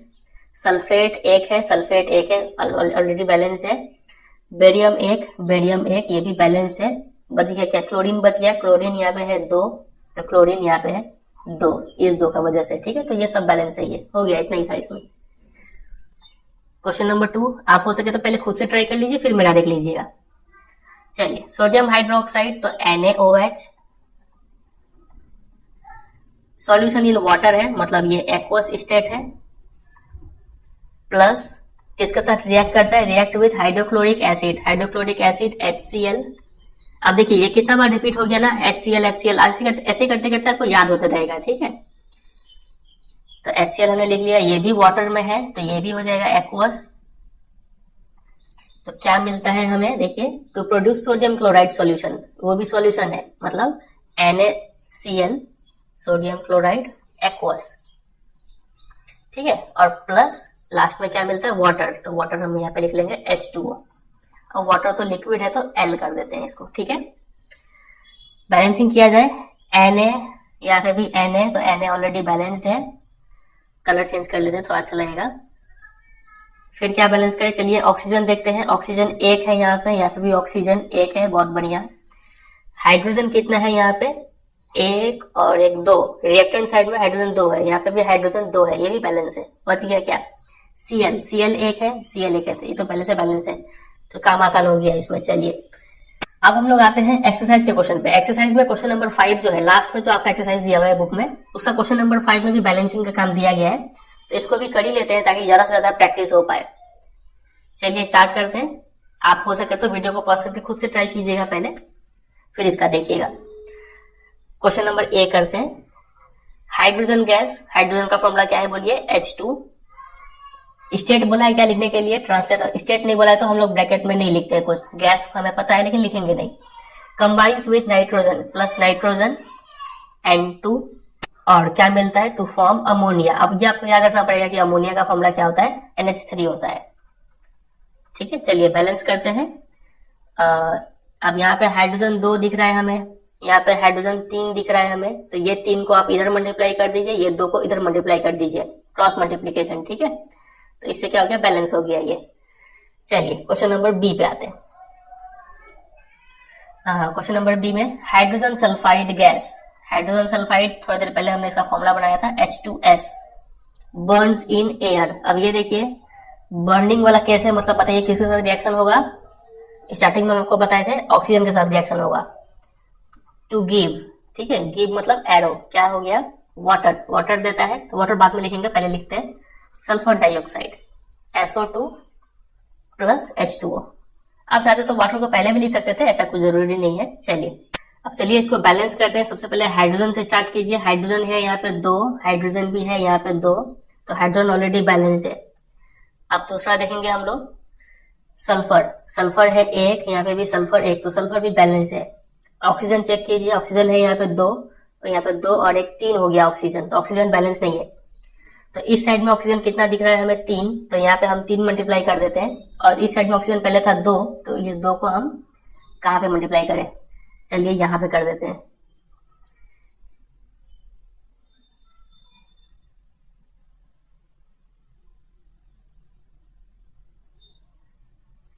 तो यहाँ पे अगर हम 2 मल्टीप्लाई करते हैं तो अब ऑक्सीजन कितना हो रहा है, 2 और 2 ऑक्सीजन 4 हो रहा है। यहाँ पे है 6, तो यहाँ पे 2 नहीं होगा, ये 2 यहाँ से हटाते हैं, ये 2 हम यहाँ डालते हैं। ठीक है, अब देखिए ऑक्सीजन यहाँ पे 2 2 4 हो गया, और 4 और ये 1 ही है, चलिए यहाँ पे 2 लगा देते हैं, तो ऑक्सीजन अब कितना हो गया, 2 और 4 6। अब ऑक्सीजन बैलेंस हुआ। ठीक है, ऑक्सीजन बैलेंस हुआ, लेकिन कुछ बिगड़ गया होगा। हाइड्रोजन यहाँ पे अब कितना हो गया, 2 2 4, यहाँ पे भी हाइड्रोजन बैलेंस करने के लिए यहाँ पे 2 लगाते हैं, तो हाइड्रोजन अब बैलेंस हो रहा है। सल्फर कितना हो गया है, अब यहाँ से 2 हो गया, तो सल्फर 2, चलिए अब बैलेंस हुआ। थोड़ा क्लीन करके यहाँ पे लिखते हैं, इसीलिए इसको हीट एंड ट्रायल मेथड बोलते हैं, कि आपको थोड़ा हीट एंड ट्रायल करना होगा, हो सकता है एक बार में आंसर ना आए, नंबर चेंज करके देखना पड़ेगा। तो ये हो गया बैलेंस। ठीक है, 2 3 2 2। अब आते हैं क्वेश्चन नंबर सी पे। ठीक है, इसको इरेज करके साफ करते हैं। क्वेश्चन नंबर सी लिखा है बेरियम क्लोराइड, तो BaCl2। अब आपको भी काफी चीज याद हो रहा होगा, रिएक्ट्स विद एल्यूमिनियम सल्फेट, तो Al2SO4 होल थ्राइस, ये हो गया aluminium sulphate, gives aluminium chloride, तो AlCl3 plus a precipitate of barium sulphate, तो बेरियम सल्फेट BaSO4। चलिए बैलेंसिंग करते हैं कलर चेंज करके, थोड़ा डार्क लेते हैं। ये रहा, किससे स्टार्ट किया जाए, हमेशा इसी से स्टार्ट करते हैं हम लोग। एल्यूमिनियम 2 है, तो यहाँ पे 2 लगा दीजिए। सल्फेट SO4 कितना है, 3 है, तो यहाँ पे SO4 3 बना दीजिए डाल के। अब क्या हो गया, बेरियम यहाँ पे कितना है, देखिए बेरियम 3 हो गया इससे, तो यहाँ पे इसको 3 लगाइए, बेरियम बैलेंस। क्लोरीन कितना हो गया, 3 2 6, यहाँ पे क्लोरीन कितना है, 2 3 6, चलिए सब बैलेंस हो गया। तो ये हो गया इसका आंसर, 3 2 3 1 2 3। चलिए अब आते हैं लास्ट क्वेश्चन पे, क्वेश्चन नंबर डी पे। क्वेश्चन नंबर डी लिखा है कि पोटेशियम मतलब K reacts with water plus H2O to give potassium hydroxide मतलब KOH and hydrogen gas plus H2। अब इसको करते हैं बैलेंसिंग का काम। देखिए पोटेशियम 1 है, यहाँ पे पोटेशियम 1 है, बैलेंस है। हाइड्रोजन यहाँ पे 2 है, लेकिन हाइड्रोजन यहाँ पे 1 और 2 3 है, तो हम क्या करते हैं, यहाँ पे 2 लगा देते हैं। 2 लगाने से हाइड्रोजन हो गया यहाँ पे 4, यहाँ पे भी 2 लगा देते हैं, हाइड्रोजन हो गया 4। ऑक्सीजन 2 है, यहाँ पे भी ऑक्सीजन 2 है। पोटेशियम लेकिन 2 हो गया, तो यहाँ पे भी आप 2 लगा दीजिए, 2 पोटेशियम। ठीक है, तो 2K हो गया, और आपका हो गया 2H2O गिव्स 2KOH और हाइड्रोजन। ठीक है, ये हो गया इसका बैलेंसिंग। चलिए जितना प्रैक्टिस करेंगे उतना ये धीरे धीरे इजी लगेगा। शुरू शुरू में थोड़ा मुश्किल लगता है लेकिन बाद में इजी हो जाएगा। ये सब अभी पर हम करते रहे, बाद में भी आप एक बार क्या कीजिएगा, खुद से बुक खोल के बिना देखे प्रैक्टिस करने की कोशिश कीजिएगा। ये भी है, यहाँ पे भी बैलेंसिंग करना है। क्वेश्चन नंबर 6 चलिए कर लेते हैं। 6 का ए कलर चेंज करके लिखते हैं। पहले है HNO3 plus calcium hydroxide gives CaNO3, मतलब कैल्शियम नाइट्रेट है ये, प्लस H2O। चलिए बैलेंसिंग करते हैं। नाइट्रेट यहाँ पे कितना है, NO3 1 है, यहाँ पे NO3 कितना है, 2 है। तो नाइट्रेट को बैलेंस करने के लिए आप यहाँ पे 2 लगा दीजिए। ठीक है, कलर चेंज कर लेते हैं थोड़ा। तो नाइट्रेट बैलेंस है। अब क्या बच गया, कैल्शियम 1 है, यहाँ पे कैल्शियम 1 है, और हाइड्रोजन कितना है, हाइड्रोजन यहाँ पे 2 और 2 4 हो गया हाइड्रोजन। यहाँ पे 4 बढ़ने के लिए यहाँ पे 2 लगा दीजिए। ऑक्सीजन कितना है, ये ऑक्सीजन में काउंट नहीं करेंगे हाँ, क्योंकि ये नाइट्रेट में काउंट हो गया। ऑक्सीजन यहाँ पे 2 है, यहाँ पे ऑक्सीजन 2 है। ठीक है, इसको समझे ना क्यों नहीं काउंट किए, क्योंकि ये नाइट्रेट वाला ऑक्सीजन हमने ऑलरेडी बैलेंस कर दिया है। ठीक है, चलिए तो ये हो गया इसका बैलेंसिंग। यहाँ पे हुआ 2 और यहाँ पे हो गया 2, बस इतना ही था। आते हैं नेक्स्ट क्वेश्चन पे, क्वेश्चन नंबर बी पे। कलर चेंज करते हैं। Question number B, sodium hydroxide H2SO4, बताइए इसका नाम क्या है, सल्फ्यूरिक एसिड गिव्स Na2SO4, नाम बोलिए क्या है, sodium sulphate plus water. Balance करते हैं, चलिए कलर चेंज करके इससे स्टार्ट करते हैं। ये थोड़ा बड़ा दिख रहा है, Na2 है तो यहाँ पे Na2 लगा दीजिए। सल्फेट सल्फेट ठीक है, एक एक तो है। फिर हाइड्रोजन कितना है, 2, हाइड्रोजन यहाँ पे 2। ऑक्सीजन भी लेकिन यहाँ पे 2 है, ओ सॉरी हाइड्रोजन यहाँ पे 4 है ना, हाइड्रोजन ये 2 और ये 2, 4 हो गया। तो यहाँ पे 4 बढ़ने के लिए 2 लगा दीजिए। अब ऑक्सीजन ये 2 है तो यहाँ पे ऑक्सीजन 2 है, बैलेंस होगा। अब समझे कि नहीं समझे, चलिए तो 2 और ये फर्स्ट में 2 लास्ट में 2 लगा बस। क्वेश्चन नंबर सी पे आते हैं। क्वेश्चन नंबर सी लिखा है NaCl, तो NaCl plus AgNO3 silver nitrate gives silver chloride plus sodium nitrate. Balancing करते हैं।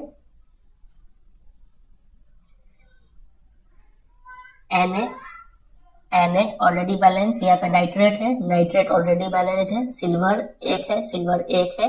क्लोरीन 1 है, क्लोरीन ये तो ऑलरेडी बैलेंस्ड ही है, इसको कुछ नहीं करना है आपको। क्वेश्चन नंबर डी कर लेते हैं। चलिए यहीं पे बैलेंस कर लेते हैं। बेरियम 1 है, यहाँ पे बेरियम 1 है। सल्फेट 1 है, सल्फेट 1 है। हाइड्रोजन 2 है, यहाँ पे हाइड्रोजन 2 लगा दीजिए आप। क्लोरीन 2 है, क्लोरीन 2 है, तो बस बैलेंस हो गया। सिर्फ यहाँ पे आपको 2 लगाना था। चलिए तो ये हमने देखा, काफी सारा क्वेश्चन प्रैक्टिस कर लिया है बैलेंसिंग के ऊपर। तो ये सब आपको एक बार खुद से प्रैक्टिस भी कर लेना है ताकि ये कॉन्सेप्ट दिमाग में बैठ जाए। ठीक है, चलिए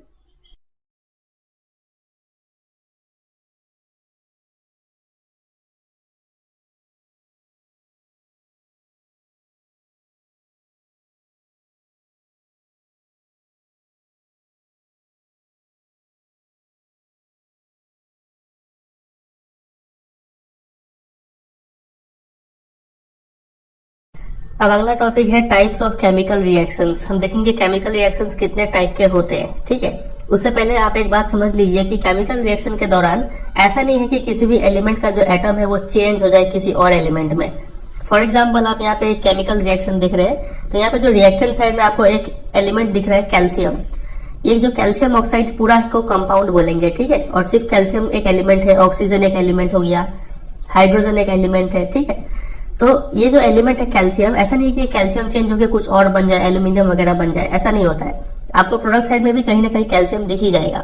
यहाँ पे ऑक्सीजन है रिएक्टेंट साइड में, तो कहीं ना कहीं ऑक्सीजन आपको दिखेगा प्रोडक्ट साइड में भी। ठीक है, तो किसी भी केमिकल रिएक्शन के दौरान कोई भी जो एलिमेंट है वो चेंज नहीं होता है किसी दूसरे एलिमेंट में। ठीक है, ये बात ध्यान रखिएगा। केमिकल रिएक्शन के दौरान क्या होता है, सिर्फ breaking and making of bonds होता है। फॉर एग्जाम्पल यहाँ पे आप देखेंगे कैल्शियम और ऑक्सीजन के बीच में जो बॉन्ड है, जो बंधन है, वो टूट जाता है। कैल्शियम अलग हो जाता है, ऑक्सीजन अलग हो जाता है, और दोनों एक अलग टाइप का कंपाउंड फॉर्म करते हैं। ठीक है, इस बॉन्ड के बारे में डिटेल में हम लोग पढ़ेंगे चैप्टर नंबर 3 और 4 में, ठीक है। फिलहाल आप सिर्फ इतना समझ लीजिए कि रिएक्शंस के दौरान बॉन्ड जो है वो टूटता है और कुछ नए बॉन्ड्स फॉर्म होते हैं, ठीक है। तो इस चैप्टर में मेनली हमें 5 टाइप ऑफ केमिकल रिएक्शंस पढ़ने हैं। सबसे पहला हो गया कॉम्बिनेशन रिएक्शन, इसके बाद हम पढ़ेंगे डीकम्पोजिशन रिएक्शन, उसके बाद पढ़ेंगे डिस्प्लेसमेंट रिएक्शन, उसके बाद डबल डिस्प्लेसमेंट रिएक्शन और लास्ट में हम पढ़ रहे होंगे ऑक्सीडेशन एंड रिडक्शन, ठीक है। मेनली ये 5 कैटेगरी हमें पढ़ना है। तो चलिए फर्स्ट से स्टार्ट करते हैं कॉम्बिनेशन रिएक्शन। यहाँ पे एक एक्टिविटी है 1.4, काफी इंपॉर्टेंट एक्टिविटी, पढ़ते हैं। बोला गया है कि take a small amount of calcium oxide, calcium oxide का फॉर्मूला क्या हो जाएगा CaO, यहाँ पे लिखा हुआ है, ठीक है। इसको कॉमन नेम में बोलते हैं क्विक लाइम, जिसको हम लोग चूना बोलते हैं, ये वही चीज है, ठीक है, याद रखिएगा। कैल्शियम ऑक्साइड को क्विक लाइम भी बोलते हैं। उसके बाद इसमें स्लोली आप वाटर ऐड कर दीजिए इस बीकर में। आप इस बीकर को फिर छू के देखिए, तो छूने के बाद क्या आपको कोई टेम्परेचर चेंज महसूस होगा क्या? तो हाँ, आप पाएंगे कि ये बीकर थोड़ा गर्म हो गया है, यहाँ पे हीट रिलीज हुआ है, ठीक है। तो यहाँ पे रिएक्शन कैसा हुआ है देखिए, calcium oxide reacts vigorously with water, काफी जोर शोर से रिएक्ट करता है वाटर के साथ, चूना, ठीक है। और रिएक्शन करने के बाद क्या बनाता है, स्लेट लाइम बनाता है। स्लेट लाइम हो गया कॉमन नेम, केमिकल नेम इसका हो गया कैल्शियम हाइड्रोक्साइड, और इसके साथ साथ a large amount of heat भी रिलीज होता है, समझ रहे। तो फिलहाल आप इतना बात याद रखेंगे कि हमें यहाँ पे कैल्शियम ऑक्साइड लिया, फिर वाटर मिला दिया और हमें एक ही प्रोडक्ट मिला है कैल्शियम हाइड्रोक्साइड। इसका कॉमन नेम क्विक लाइम होता है, ठीक है, कैल्शियम ऑक्साइड का, और कैल्शियम हाइड्रोक्साइड का कॉमन नेम स्लेट लाइम होता है, याद रखेंगे, बहुत इंपॉर्टेंट बात है ये। चलिए, तो इस सेक्शन में ऐसा स्पेशल क्या है, तो स्पेशल यही है कि यहाँ पे हम देख रहे हैं कि रिएक्टेंट साइड में 2 या फिर 2 से ज्यादा रिएक्टेंट मिलके सिर्फ एक ही प्रोडक्ट देते हैं, ठीक है। इसको बोलते हैं कॉम्बिनेशन रिएक्शन। आप नाम से भी समझ पा रहे हैं, कॉम्बिनेशन मतलब ये सब दोनों मिलकर कंबाइन होकर एक ही प्रोडक्ट देते हैं। तो इसका डेफिनेशन हो जाएगा, such a reaction in which a single product is formed from 2 or more reactants is known as combination reaction. समझ में आ गया? 2 या फिर 2 से ज्यादा रिएक्टेंट मिलकर सिर्फ एक ही प्रोडक्ट देते हैं, इसको कॉम्बिनेशन रिएक्शन बोलते हैं। चलिए, तो ये पहला एग्जांपल हो गया कॉम्बिनेशन रिएक्शन का। आगे यहाँ पे डू यू नो में एक इंपॉर्टेंट बात लिखा हुआ है, a solution of slate lime, ठीक है, produced by the reaction is used for white washing walls. ये जो CaOH होल ट्वाइस है, इसका हम लोग यूज करते हैं क्या करने के लिए, वॉल को व्हाइट वॉश, रंग करने के लिए, ठीक है, चूना करने के लिए। तो आप यहाँ पे देखिए एक वर्ड को नोटिस कीजिएगा, पिछले साल काफी बच्चों को इसमें डाउट हुआ था। यहाँ पे ये जो है क्विक लाइम, इसमें अगर पानी मिलाएंगे तो हमें क्या मिल जाता है, स्लेट लाइम या फिर कैल्शियम हाइड्रोक्साइड मिल जाता है। इसमें ऑलरेडी पानी मिला हुआ है, क्योंकि ये पानी के साथ प्रेजेंट है, एक्वस लिखा हुआ है, ठीक है। यहाँ पे लिखा हुआ है a solution of slate lime, तो सॉल्यूशन ऑफ स्लेट लाइम का मतलब क्या हो रहा है, यहाँ पे सॉल्यूशन ऑफ स्लेट लाइम का मतलब हो रहा है CaOH होल ट्वाइस, ठीक है, इतना ही इसका मतलब है। अभी हम क्यों बता रहे हैं ऐसा, आगे चल के हम क्वेश्चन में एक डिस्कस करेंगे, आपको वहां पे डाउट क्लियर होगा। अभी आपसे इतना ध्यान रखेंगे कि सॉल्यूशन ऑफ स्लेट लाइम लिखा हुआ है मतलब CaOH होल ट्वाइस बोला जा रहा है, ठीक है। आगे देखते हैं यहाँ पे और क्या चीज लिखा हुआ है, देखिए। तो ये स्लेट लाइम यानी कैल्शियम हाइड्रोक्साइड को जब हम रंग कर देते हैं तो वॉल पे हमने क्या लगा दिया, कैल्शियम हाइड्रोक्साइड लगा दिया, और जो एयर है उसमें क्या प्रेजेंट है, कार्बन डाइऑक्साइड प्रेजेंट है। तो ये स्लेट लाइम यानी कैल्शियम हाइड्रोक्साइड इस कार्बन डाइऑक्साइड के साथ रिएक्शन करता है, और कुछ दिन के बाद उस वॉल पे एक लेयर बन जाता है कैल्शियम कार्बोनेट का, ठीक है। तो इस बात को आप ध्यान रखेंगे, और इससे थोड़ा शाइनी फिनिश हमें देखने को मिलता है वॉल्स में। तो कैल्शियम हाइड्रोक्साइड हमने वॉल में रंग करने के दौरान लगा दिया, हवा में कार्बन डाइऑक्साइड प्रेजेंट था, दोनों में रिएक्शन हो गया और फॉर्मेशन हुआ कैल्शियम कार्बोनेट का, जो कि थोड़ा शाइनी फिनिश वॉल को देता है, ठीक है। और ये जो वाटर निकलता है ये वेपर होके एटमॉस्फेयर में चला जाता है वापस। चलिए, let us discuss some more example of combination reactions. यहाँ पे 2 और एग्जांपल दिए गए हैं कॉम्बिनेशन रिएक्शन के, देखिए। सबसे पहला है बर्निंग ऑफ कोल। अब आपको तो बता ही दिए कि जब भी बर्निंग होता है मतलब वहां पे ऑक्सीजन के साथ रिएक्शन होता है, ठीक है। तो कोल मतलब कार्बन है ये प्लस ऑक्सीजन, तो मिल गया कार्बन डाइऑक्साइड।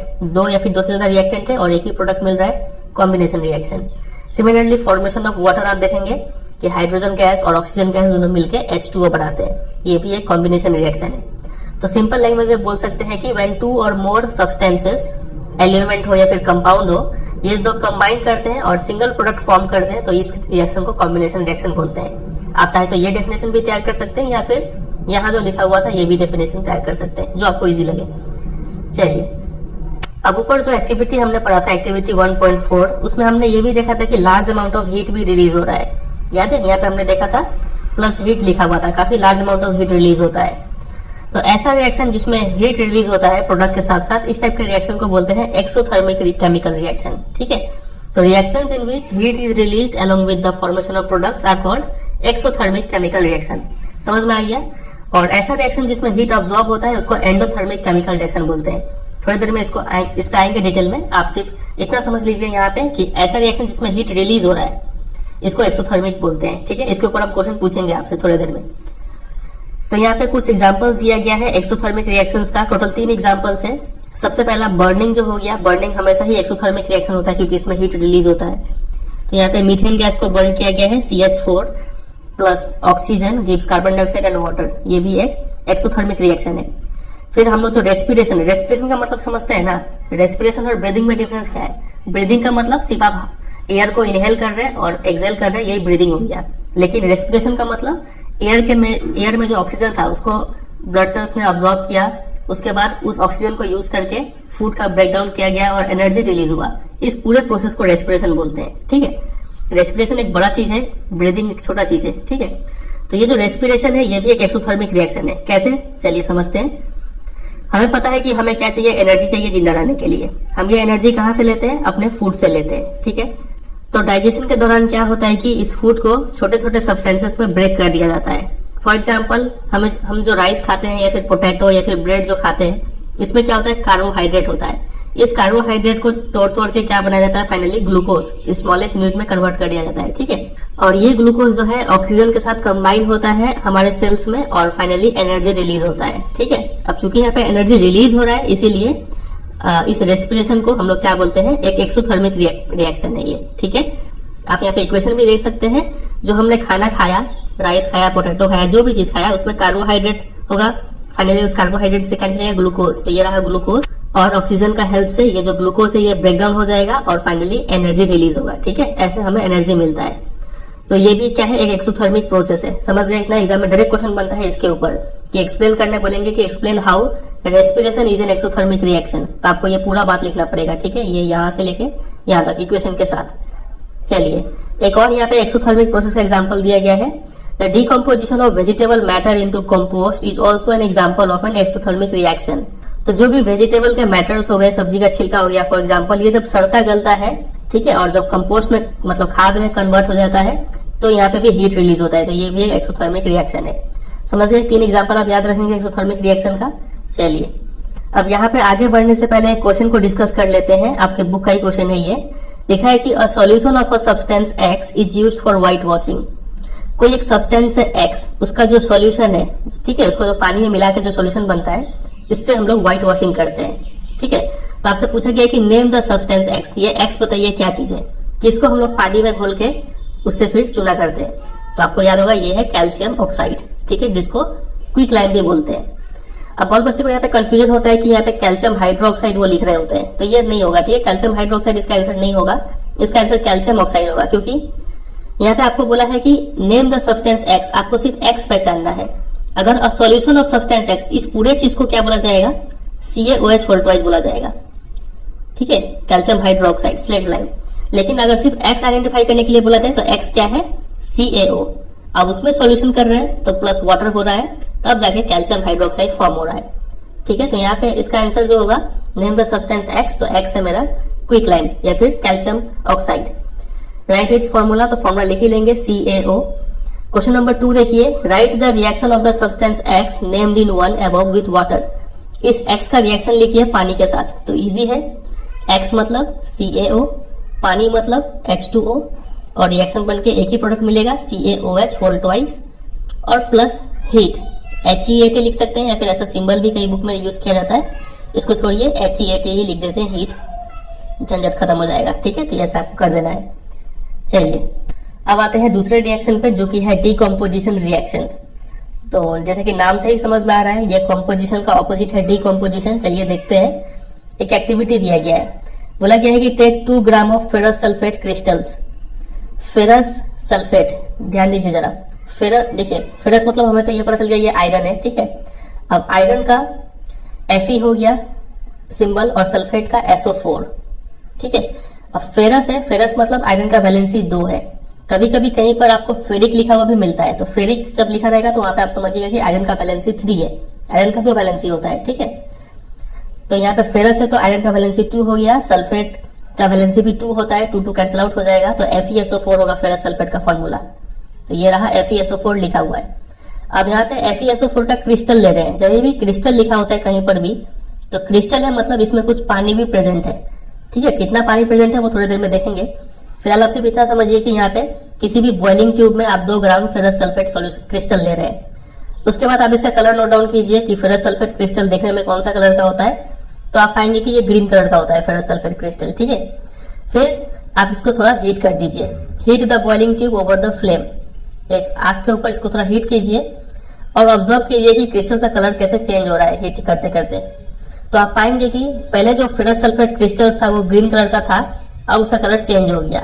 और साथ ही साथ आपको एक काफी गंदा सा गंध आपको मिलेगा बर्निंग सल्फर का। बर्निंग सल्फर का गंध मान लीजिए कि सड़ा हुआ अंडा का जैसा गंध होता है, वैसे ही इसका गंध आपको सुनने को मिलेगा। तो ये सब चीज आप ऑब्जर्व करेंगे। जो रिएक्शन है वो कुछ इस प्रकार से होगा। फेरस सल्फेट है, इसको हीट करेंगे तो फेरस सल्फेट टूट जाएगा फेरिक ऑक्साइड में। आप यहाँ पे नाम पे ध्यान दीजिएगा, देखिए फेरिक ऑक्साइड लिखा हुआ है। तो यहाँ पे आप देख भी पा रहे हैं कि आयरन का जो वैलेंसी है वो यहाँ पे 3 लिया गया है ऑक्सीजन में जो आया है, समझ रहे हैं, क्योंकि फेरिक है। चलिए, अगर यहाँ पे फेरस ऑक्साइड होता ना तो क्या लिख रहे होते हम लोग, Fe और O। फेरस है मतलब आयरन का वैलेंसी 2 होता, ऑक्सीजन का वैलेंसी भी 2, तो ये कैंसिल आउट हो जाता, FeO हो जाता फेरस ऑक्साइड का फॉर्मूला। लेकिन चूंकि यहाँ पे फेरिक ऑक्साइड है तो Fe और O है, इसका वैलेंसी 3, इसका वैलेंसी 2, क्योंकि फेरिक है ये। हाँ, अब ये क्या हो जाएगा, Fe2O3। तो वही यहाँ पे लिखा हुआ है Fe2O3, ठीक है। और sulphur dioxide plus sulphur trioxide, ये 2 गैस भी आपको मिलेंगे। तो यहाँ पे हम क्या देख रहे हैं कि एक ही रिएक्टेंट था और वो ब्रेक होके 2-3 प्रोडक्ट हमें दे रहा है। तो in this reaction you can observe that a single reactant breaks down to give simpler products. इसी को डिकम्पोजिशन रिएक्शन बोलते हैं। ये ठीक ऑपोजिट है ना कॉम्बिनेशन रिएक्शन का। उसमें क्या था कि 2 या फिर 3 प्रोडक्ट रिएक्टेंट मिलकर एक प्रोडक्ट दे रहे होते थे, लेकिन यहाँ पे एक ही रिएक्टेंट मिलकर बहुत सारा प्रोडक्ट दे रहा है। चलिए, तो इस रिएक्शन में हुआ क्या, थोड़ा और डिटेल में समझते हैं। देखिए, सबसे पहले हमने क्या लिया था, फेरस सल्फेट क्रिस्टल्स लिया था। और अब हमको बोले कि जब भी क्रिस्टल्स होता है मतलब वहां पे कुछ ना कुछ पानी होता है। तो FeSO4 फेरस सल्फेट और क्रिस्टल के लिए .7H2O, ठीक है। यहाँ पे आपको क्या दिख रहा है, यहाँ पे आपको कॉमा दिख रहा होगा, लेकिन ये कॉमा नहीं होगा, ठीक है, डॉट लिखते हैं यहाँ पे FeSO4 .7H2O। कुछ प्रिंटिंग मिस्टेक है। चलिए, तो हमने फेरस सल्फेट क्रिस्टल लिया। जब इसको हीट करना स्टार्ट करेंगे तो ये जो पानी है, ये पानी वाटर वेपर बन के उड़ जाएगा और इसी से इसका कलर चेंज हो जाता है, ठीक है। पहले ग्रीन कलर का था ये। उसके बाद पानी उड़ गया तो अब क्या बच गया, FeSO4 बच गया। अब हम इसको और हीट करेंगे तो ये डिकम्पोज हो जाएगा फेरिक ऑक्साइड में, सल्फर डाइऑक्साइड में और सल्फर ट्राइऑक्साइड में। फेरिक ऑक्साइड जो है वो एक सॉलिड है और ये सल्फर डाइऑक्साइड और सल्फर ट्राइऑक्साइड दोनों क्या है, गैसेस है। समझ गए पूरा रिएक्शन का प्रोसेस। चलिए, तो ये हो गया पहला एग्जाम्पल डिकम्पोजिशन रिएक्शन का। कुछ और एग्जाम्पल देखेंगे हम लोग। दूसरा एग्जाम्पल है ये कि decomposition of calcium carbonate to calcium oxide and carbon dioxide on heating is an important decomposition reaction use in various industry. जब हम कैल्शियम कार्बोनेट को हीट करते हैं तो ये 2 प्रोडक्ट्स में टूट जाता है। एक हो गया कैल्शियम ऑक्साइड, जिसको क्विक लाइम भी बोलते हैं, और एक हो गया कार्बन डाइऑक्साइड। अब यहाँ पे इसका भी कॉमन नेम आ गया है कैल्शियम कार्बोनेट का, इसको लाइम स्टोन भी बोलते हैं, याद रखिएगा, ठीक है। सबसे पहले हमने समझा क्विक लाइम, जिसका फॉर्मूला हो गया CaO। उसके बाद हमने समझा स्लेट लाइम, जिसका फॉर्मूला हो गया CaOH होल ट्वाइस। और तीसरा हमने समझा कैल्शियम कार्बोनेट CaCO3, इसका कॉमन नेम हो गया लाइमस्टोन, ठीक है। तो ये जो रिएक्शन है ना, ये रिएक्शन काफी इंपॉर्टेंट है। इस रिएक्शन का यूज किया जाता है कई सारे इंडस्ट्रीज में। यहाँ पे एक एग्जांपल दिया गया है। सबसे पहले तो आप ये समझिए कि कैल्शियम ऑक्साइड को लाइम या फिर क्विक लाइम भी बोलते हैं। It has many uses. One is in the manufacture of cement. Cement manufacturing में इसका यूज किया जाता है CaO का, ठीक है। याद रखिएगा, एग्जाम में आपसे क्वेश्चन पूछते हैं कि कोई एक सब्सटेंस X देंगे और उसको पहचानने के लिए एक हिंट देंगे कि it is use in the manufacture of cement. तो इस हिंट से आपको पहचानना पड़ेगा कि वो X क्या है, CaO कैल्शियम ऑक्साइड है, ठीक है। लेकिन आप यहाँ पे ध्यान दीजिएगा कि इस रिएक्शन पे भी हमने क्या यूज किया, हीट यूज किया। इस रिएक्शन में भी हमने हीट यूज किया, हीट का हेल्प से डिकम्पोजिशन करवाया है। तो जब भी डिकम्पोजिशन रिएक्शन होता है with the help of heat, इस टाइप के डिकम्पोजिशन रिएक्शन को बोलते हैं थर्मल डिकम्पोजिशन। इजी है, समझ गए। चलिए, अब एक हम और एक्टिविटी देखेंगे, एक्टिविटी 1.6। यहाँ पे बोला गया है कि आप 2 ग्राम लेड नाइट्रेट लीजिए। लेड का फॉर्मूला होता है Pb और नाइट्रेट का होता है NO3। नाइट्रेट का वैलेंसी तो हमें याद है 1, लेकिन लेड का वैलेंसी कितना है ये हमें याद नहीं है। चलिए देख लेंगे आगे क्या होता है। फिर लेड नाइट्रेट लेने के बाद आप इसको बॉइलिंग ट्यूब के में रखिए और एक पेयर ऑफ टोंग से ऐसे होल्ड कीजिए, ठीक है, और इसको हीट कर दीजिए। आप पाएंगे कि यहाँ से ब्राउन फ्यूम्स, जो ब्राउन कलर का जो धुआं है वो निकलना स्टार्ट हो जाएगा। और ये ब्राउन कलर का धुआं क्या, कौन सा चीज है? ये है आपका nitrogen dioxide. Very very very important. Exam में कई सारे क्वेश्चन बनेंगे इसके ऊपर, ठीक है, हम अभी डिस्कस भी करेंगे। फिलहाल आप सिर्फ इतना याद रखिएगा कि जब भी ब्राउन धुआं निकलता है वो क्या होता है? नाइट्रोजन डाइऑक्साइड होता है। इससे क्वेश्चन कैसे बनेगा थोड़ी देर में डिस्कस कर लेंगे, ठीक है। चलिए, तो हमने यहाँ पे देखा कि हमने सबसे पहले लेड नाइट्रेट लिया, PbNO3 होल ट्वाइस। क्या आप ये देख के बता सकते हैं कि लेड का वैलेंसी कितना है? तो देखिए Pb है और NO3 है, और NO3 के लिए 2 लिखा हुआ है। ये 2 मतलब कहां से गया है? यहीं से तो गया होगा ना 2। इसका वैलेंसी 1 तो नहीं लिखा हुआ है। तो इससे हम समझे कि लेड का जो वैलेंसी है वो कितना है? 2 है। समझे? ये 2 देखकर पता चल रहा है। तो लेड नाइट्रेट को हीट किए तो लेड ऑक्साइड बना, प्लस नाइट्रोजन डाइऑक्साइड, जो ब्राउन कलर का धुआं निकल रहा था वो यही चीज है, और प्लस ऑक्सीजन गैस हमें देखने को मिला। तो ये भी क्या है? एक डिकम्पोजिशन रिएक्शन है जो हो रहा है with the help of heat. तो बोल सकते हैं ये एक थर्मल डिकम्पोजिशन रिएक्शन है। समझ रहे बात है गहराई को? चलिए, अब हम एक एक्टिविटी देखेंगे, एक्टिविटी 1.7 काफी इंपॉर्टेंट है। इसमें बोला गया है कि आप एक प्लास्टिक मग लीजिए, नीचे 2 छेद कर दीजिए, दोनों छेद में रबर, क्या लिखा हुआ था? रबर स्टॉपर को फिक्स कर दीजिए, ठीक है। फिर उसमें 2 इलेक्ट्रोड, 2 कार्बन के इलेक्ट्रोड या फिर ग्रेफाइट रॉड इंसर्ट कीजिए, और उसके बाद दोनों को क्या कीजिए, एक 6 वोल्ट का बैटरी से कनेक्ट कर दीजिए। मतलब हम इस पानी में इलेक्ट्रिसिटी पास करवाना चाहते हैं, ठीक है। और प्योर वाटर में तो इलेक्ट्रिसिटी पास नहीं होगा, इसलिए हमने इसमें क्या कर दिया कि कुछ drop of dilute sulphuric acid add कर दिया, ठीक है। एसिडिफाइड वाटर हो गया। अब इसमें इलेक्ट्रिसिटी पास करेगा। फिर 2 टेस्ट ट्यूब से आप इस दोनों इलेक्ट्रोड को ढक दीजिए और स्विच ऑन कर दीजिए। तो जैसे आप स्विच ऑन करेंगे तो आप पाएंगे कि दोनों ही टेस्ट ट्यूब में कुछ एयर बबल्स देखने को मिलेगा। अगर हम यहाँ पे जूम करें, आप देख पा रहे हैं यहाँ पे एयर बबल्स आपको दिखने को मिल रहा है, ठीक है। तो ये कौन से गैस है? ये सब गैस यहाँ पे कलेक्ट हो रहे हैं। तो आप पाएंगे कि एक गैस तो है ये ऑक्सीजन आपको मिलेगा, और दूसरा गैस कौन सा मिलेगा? हाइड्रोजन मिलेगा, ठीक है। तो क्या दोनों क्या इक्वल अमाउंट में है? नहीं, दोनों इक्वल अमाउंट में नहीं है। ऑक्सीजन थोड़ा कम दिख रहा है और हाइड्रोजन थोड़ा ज्यादा दिख रहा है। ऐसा क्यों है? क्योंकि आप वाटर का जब फॉर्मूला देखेंगे H2O होता है। तो जब भी हम पानी को तोड़ते हैं तो हमें जितना भी ऑक्सीजन मिलता है, ऑक्सीजन अगर 1 ग्राम मिल रहा है तो हाइड्रोजन कितना मिल रहा होगा? 2 ग्राम मिल रहा होगा। मतलब हाइड्रोजन जो मिलेगा वो ऑलवेज डबल अमाउंट में मिलेगा ऑक्सीजन के। समझ रहे? चलिए, यहाँ पे अगर हम इक्वेशन लिखना चाहें तो इक्वेशन ऐसे लिखेंगे। H2O हमने लिया सबसे पहले, और इसमें हमने क्या किया? इलेक्ट्रिसिटी पास किया। यहाँ पे इलेक्ट्रिसिटी लिखेंगे ELECTRICITY, और क्या बन गया? H2, हाइड्रोजन गैस निकला, प्लस ऑक्सीजन, ब्रैकेट में यहाँ पे गैस लिखेंगे, यहाँ पे भी ब्रैकेट में गैस लिख देंगे, और ये यहाँ पे ब्रैकेट में L लिख देंगे। लिक्विड था ये। बैलेंस है क्या? ऑक्सीजन यहाँ पे 2 दिख रहा है, तो यहाँ पे ऑक्सीजन 2 बनने के लिए यहाँ पे 2 डालिए। अब हाइड्रोजन 4 हो गया, तो यहाँ पे 2 डाल के 4 कर दीजिए। तो इस इक्वेशन को आप ध्यान रखेंगे, ठीक है। तो यहाँ पे भी क्या हो रहा है? डिकम्पोजिशन हो रहा है। पानी टूट के 2 हमें एलिमेंट दे रहा है यहाँ पे, ठीक है। तो ये भी डिकम्पोजिशन है, लेकिन ये हो रहा है with the help of electricity. याद रखिएगा इस इक्वेशन को। चलिए, आगे चल के हम आपसे ऐसा क्वेश्चन पूछेंगे कि आप एक ऐसा डिकम्पोजिशन रिएक्शन का एग्जांपल दीजिए जो होता है with the help of electricity. तो आपको ये पूरा इक्वेशन लिखना पड़ेगा, ठीक है। चलिए, आगे आते हैं। आगे है एक्टिविटी 1.8। एक और एक्टिविटी आ गया, छोटा सा एक्टिविटी है, पढ़ लेते हैं। यहाँ पे भी आप 2 ग्राम क्या लीजिए? सिल्वर क्लोराइड लीजिए। सिल्वर क्लोराइड का कलर होता है व्हाइट, याद रखेंगे आप, ठीक है। इसको आप एक चाइना डिश ऐसे प्लेट में कलेक्ट कर लीजिए, और इसको आप सनलाइट में रख दीजिए कुछ देर के लिए। आप देखिए कि सिल्वर क्लोराइड का कलर कैसा हो गया। तो आप पाएंगे कि पहले सिल्वर क्लोराइड का कलर कैसा था? व्हाइट था, लेकिन धूप लगने के बाद अब इसका कलर क्या हो गया? ग्रे में चेंज हो गया। तो ऐसा इसलिए हुआ क्योंकि जब सिल्वर क्लोराइड को धूप में रखते हैं तो ये ब्रेक हो जाता है सिल्वर और क्लोरीन में, ठीक है। तो यही यहाँ पे लिखा है कि this is due to the decomposition of silver chloride into silver and chlorine by light ने इसको डिकम्पोज कर दिया। तो ये भी एक डिकम्पोजिशन रिएक्शन है जो कि हो रहा है with the help of sunlight. सबसे पहले हमने देखा हीट से कैसे डिकम्पोजिशन रिएक्शन होता है, उसके बाद हमने देखा इलेक्ट्रिसिटी से कैसे डिकम्पोजिशन रिएक्शन होता है, उसके बाद हमने देखा सनलाइट से कैसे डिकम्पोजिशन रिएक्शन होता है।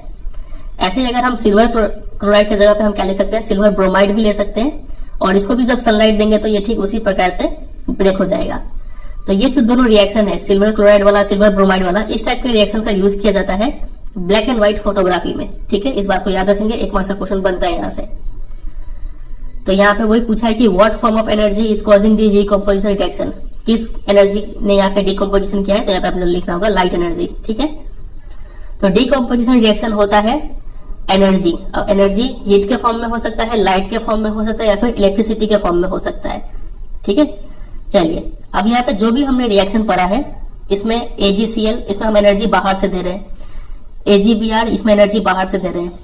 ऊपर में भी हमने जो हीट किया था, ये इसको हीट किया था, इसमें भी एनर्जी हम बाहर से दे रहे हैं। तो ये सब ऐसा रिएक्शन है जिसमें क्या हो रहा है, हीट अब्सॉर्ब हो रहा है। तो इस टाइप के रिएक्शन को बोलते हैं एंडोथर्मिक केमिकल रिएक्शन। तो reactions in which energy is absorbed are known as endothermic reactions. थोड़ी देर पहले हमने एक्सोथर्मिक भी पढ़ा था, याद है ना आपको। चलिए इसके ऊपर अभी हम क्वेश्चन पूछेंगे आपसे, फिलहाल आप इसका देखिए। ये क्वेश्चन तो हमने डिस्कस कर लिया, और ये क्वेश्चन बचा है कि why is the amount of gas collected in one of the test tubes in activity 1.7। इस एक्टिविटी 1.7 का स्पेशल नाम है इलेक्ट्रोलाइसिस ऑफ वाटर, याद रखेंगे। ठीक है, तो इलेक्ट्रोलाइसिस ऑफ वाटर के दौरान क्यों एक गैस जो है वो दूसरी गैस के मुकाबले डबल अमाउंट में कलेक्ट होता है।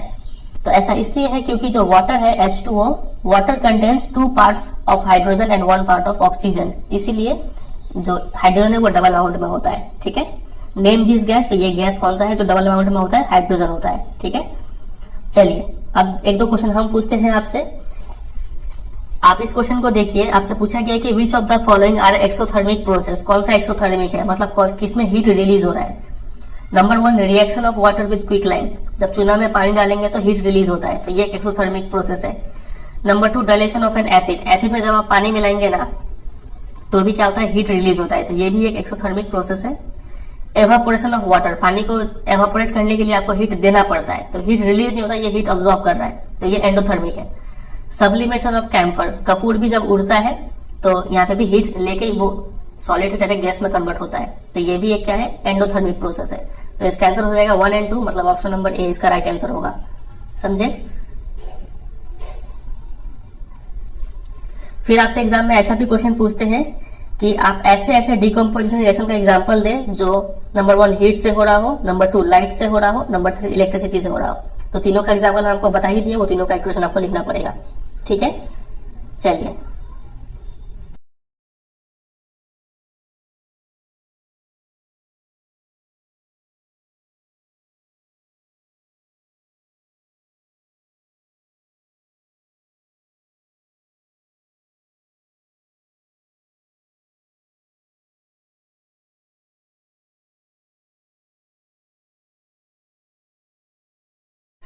चलिए अब आते हैं तीसरे टाइप ऑफ केमिकल रिएक्शन पे।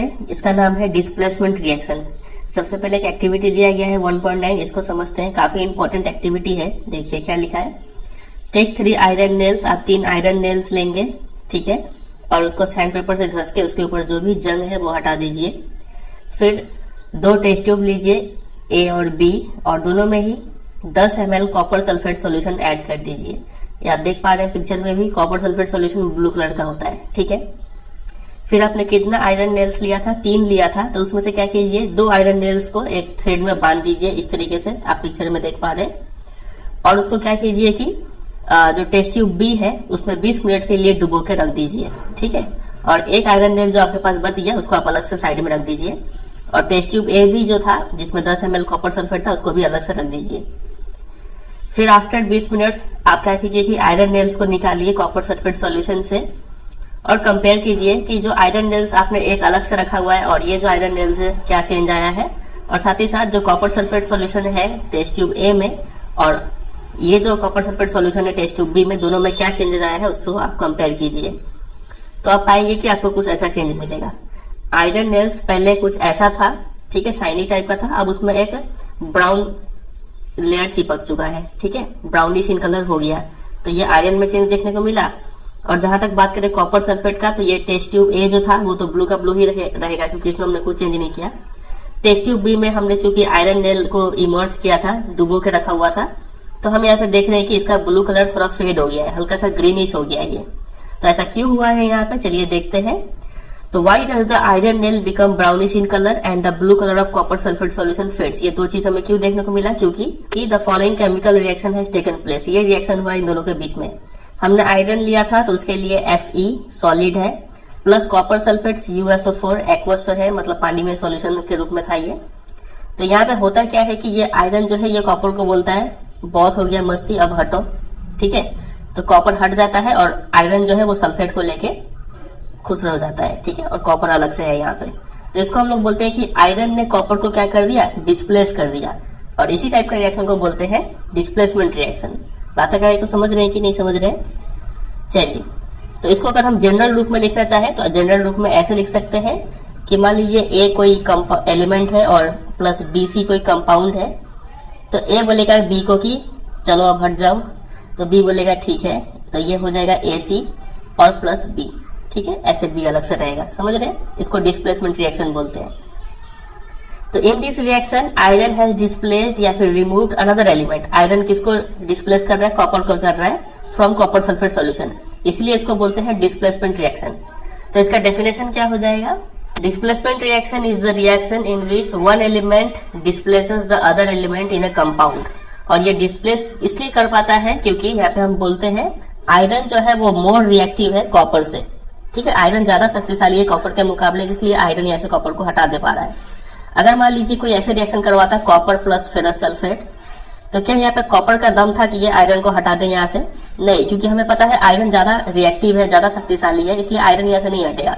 आयरन भले ही हटा देगा लेकिन आयरन खुद नहीं हटेगा। यहाँ पे नो रिएक्शन, डिस्प्लेसमेंट रिएक्शन यहाँ पे नहीं होगा। समझ रहे कि नहीं समझ रहे? चलिए, अब आप सोच रहे होंगे कि हमें कैसे पता चलेगा कि कौन ज्यादा रिएक्टिव है और कौन कम रिएक्टिव है। तो इसका जवाब आपको मिलेगा चैप्टर नंबर 3 में। जब हम रिएक्टिविटी सीरीज पढ़ेंगे तब आपको पता चल जाएगा कि कौन सा मेटल ज्यादा रिएक्टिव है और कौन सा कम, ठीक है। चलिए, यहाँ पे कुछ और एग्जांपल दिया गया है। Other examples of displacement reactions are, देखिए यहाँ पे जिंक है, कॉपर सल्फेट है। जिंक बोला कॉपर को कि अब निकलो यहाँ से, सल्फेट को आने दो मेरे साथ। तो जिंक सल्फेट के साथ खुश हो गया, कॉपर अलग हो गया। हर सब में ही कॉपर अलग हो रहा है। यहाँ पे लीड का भी इतना हिम्मत है कि लीड भी क्या किया, कॉपर को हटा दिया, कॉपर अलग है और लीड क्लोराइड अलग से यहाँ पे खुश है। समझ रहे? और इस बुक में जितना भी इक्वेशन दिया गया है ना, ये ब्लू वाला इक्वेशन, सभी को अच्छे से आपको प्रैक्टिस करना है, ठीक है। सभी के ऊपर क्वेश्चन बन सकता है, तो याद रखेंगे ये सब। तो जिंक एंड लीड जो है यहाँ पे कॉपर को डिस्प्लेस कर दे रहे हैं, क्योंकि जो जिंक और लीड है ये ज्यादा रिएक्टिव है कॉपर के मुकाबले, ठीक है। तो इतना ही था डिस्प्लेसमेंट रिएक्शन से बात। इस एक्टिविटी के ऊपर क्वेश्चन पूछते हैं कि जब हम कॉपर सल्फेट सॉल्यूशन में आयरन नेल को डिप करते हैं तो आप क्या ऑब्जर्व करेंगे? तो आप लिखेंगे ये दो चीज ऑब्जर्व करेंगे। ऐसा क्यों ऑब्जर्व करेंगे? तो आपको ये इक्वेशन लिखना होगा, ठीक है। डिस्प्लेसमेंट रिएक्शन का डेफिनेशन पूछ सकते हैं, तो ऐसा कुछ क्वेश्चन बन सकता है। अब आ जाते हैं चौथे टाइप के इक्वेशन रिएक्शन पे, जो कि है double displacement reaction. Displacement reaction तो हमने समझ लिया, ये डबल डिस्प्लेसमेंट क्या है? चलिए एक्टिविटी 1.10 पढ़ के समझते हैं। Take about 3 ml of sodium sulphate. Sodium sulphate ले लिया एक टेस्ट ट्यूब में, फिर दूसरे टेस्ट ट्यूब में 3 ml बेरियम क्लोराइड ले लिया। दोनों को मिक्स कर दीजिए और क्या ऑब्जर्व करेंगे वो नोट कीजिए। तो आप ऑब्जर्व करेंगे कि एक व्हाइट सब्सटेंस यहाँ पे फॉर्म हो रहा है। ये व्हाइट सब्सटेंस इनसॉल्युबल है वाटर में, ठीक है। अब ये आप समझिए इनसॉल्युबल सॉल्युबल क्या होता है। देखिए, अगर आप वाटर लेते हैं, इसमें आप चीनी या फिर नमक घुलते हैं, तो वो जिस तरीके से घुलता है ना, उसको बोलते हैं सॉल्युबल। कि आपको वहां पे चीनी का कुछ भी पार्टिकल्स नहीं दिखेगा। लेकिन अगर आप मान लीजिए पानी में क्या करते हैं कि कोई सॉइल, कोई मिट्टी घोल देते हैं, तो वो आप थोड़ी देर छोड़ेंगे तो वो मिट्टी नीचे जम जाएगा। तो यहाँ पे लोग बोलते हैं कि मिट्टी इनसॉल्युबल है, उसका पार्टिकल्स दिख रहा है, ठीक है। तो यहाँ पे कुछ वैसा ही इनसॉल्युबल चीज फॉर्म होता है, व्हाइट सब्सटेंस। ये इनसॉल्युबल व्हाइट सब्सटेंस को हम लोग क्या बोलते हैं? साइंस का लैंग्वेज में प्रेसिपिटेट बोलते हैं, ठीक है। तो ऐसा कोई भी रिएक्शन जिसमें प्रेसिपिटेट फॉर्म होता है, इसको प्रेसिपिटेशन रिएक्शन बोलते हैं। मतलब अगर कोई रिएक्शन के दौरान नीचे कुछ पार्टिकल्स जम जाए, इसको बोलते हैं प्रेसिपिटेशन रिएक्शन, प्रेसिपिटेट का फॉर्म होना। अब आप सोच रहे होंगे तो हम तो पढ़ रहे हैं डबल डिस्प्लेसमेंट रिएक्शन, ये प्रेसिपिटेशन रिएक्शन कहाँ से आ गया? तो एक एक्स्ट्रा इन्फॉर्मेशन है, अभी हम लोग इसको भी समझ लेंगे। फिलहाल आप पहले प्रेसिपिटेशन रिएक्शन को समझिए। तो यहाँ पे हुआ क्या कि सोडियम सल्फेट हमने लिया प्लस बेरियम क्लोराइड, रिएक्शन करवा दिया, बना बेरियम सल्फेट और सोडियम क्लोराइड। यहाँ पे डिस्प्लेसमेंट तो हो रहा है, लेकिन दो चीजों का डिस्प्लेसमेंट हो रहा है। सोडियम बोल रहा है बेरियम को कि चलो हटो, बेरियम बोल रहा है सोडियम को कि तुम भी हटो, ठीक है। तो दोनों अपना जगह इंटरचेंज कर रहे हैं। बेरियम आ गया सल्फेट के साथ और सोडियम आ गया क्लोरीन के साथ।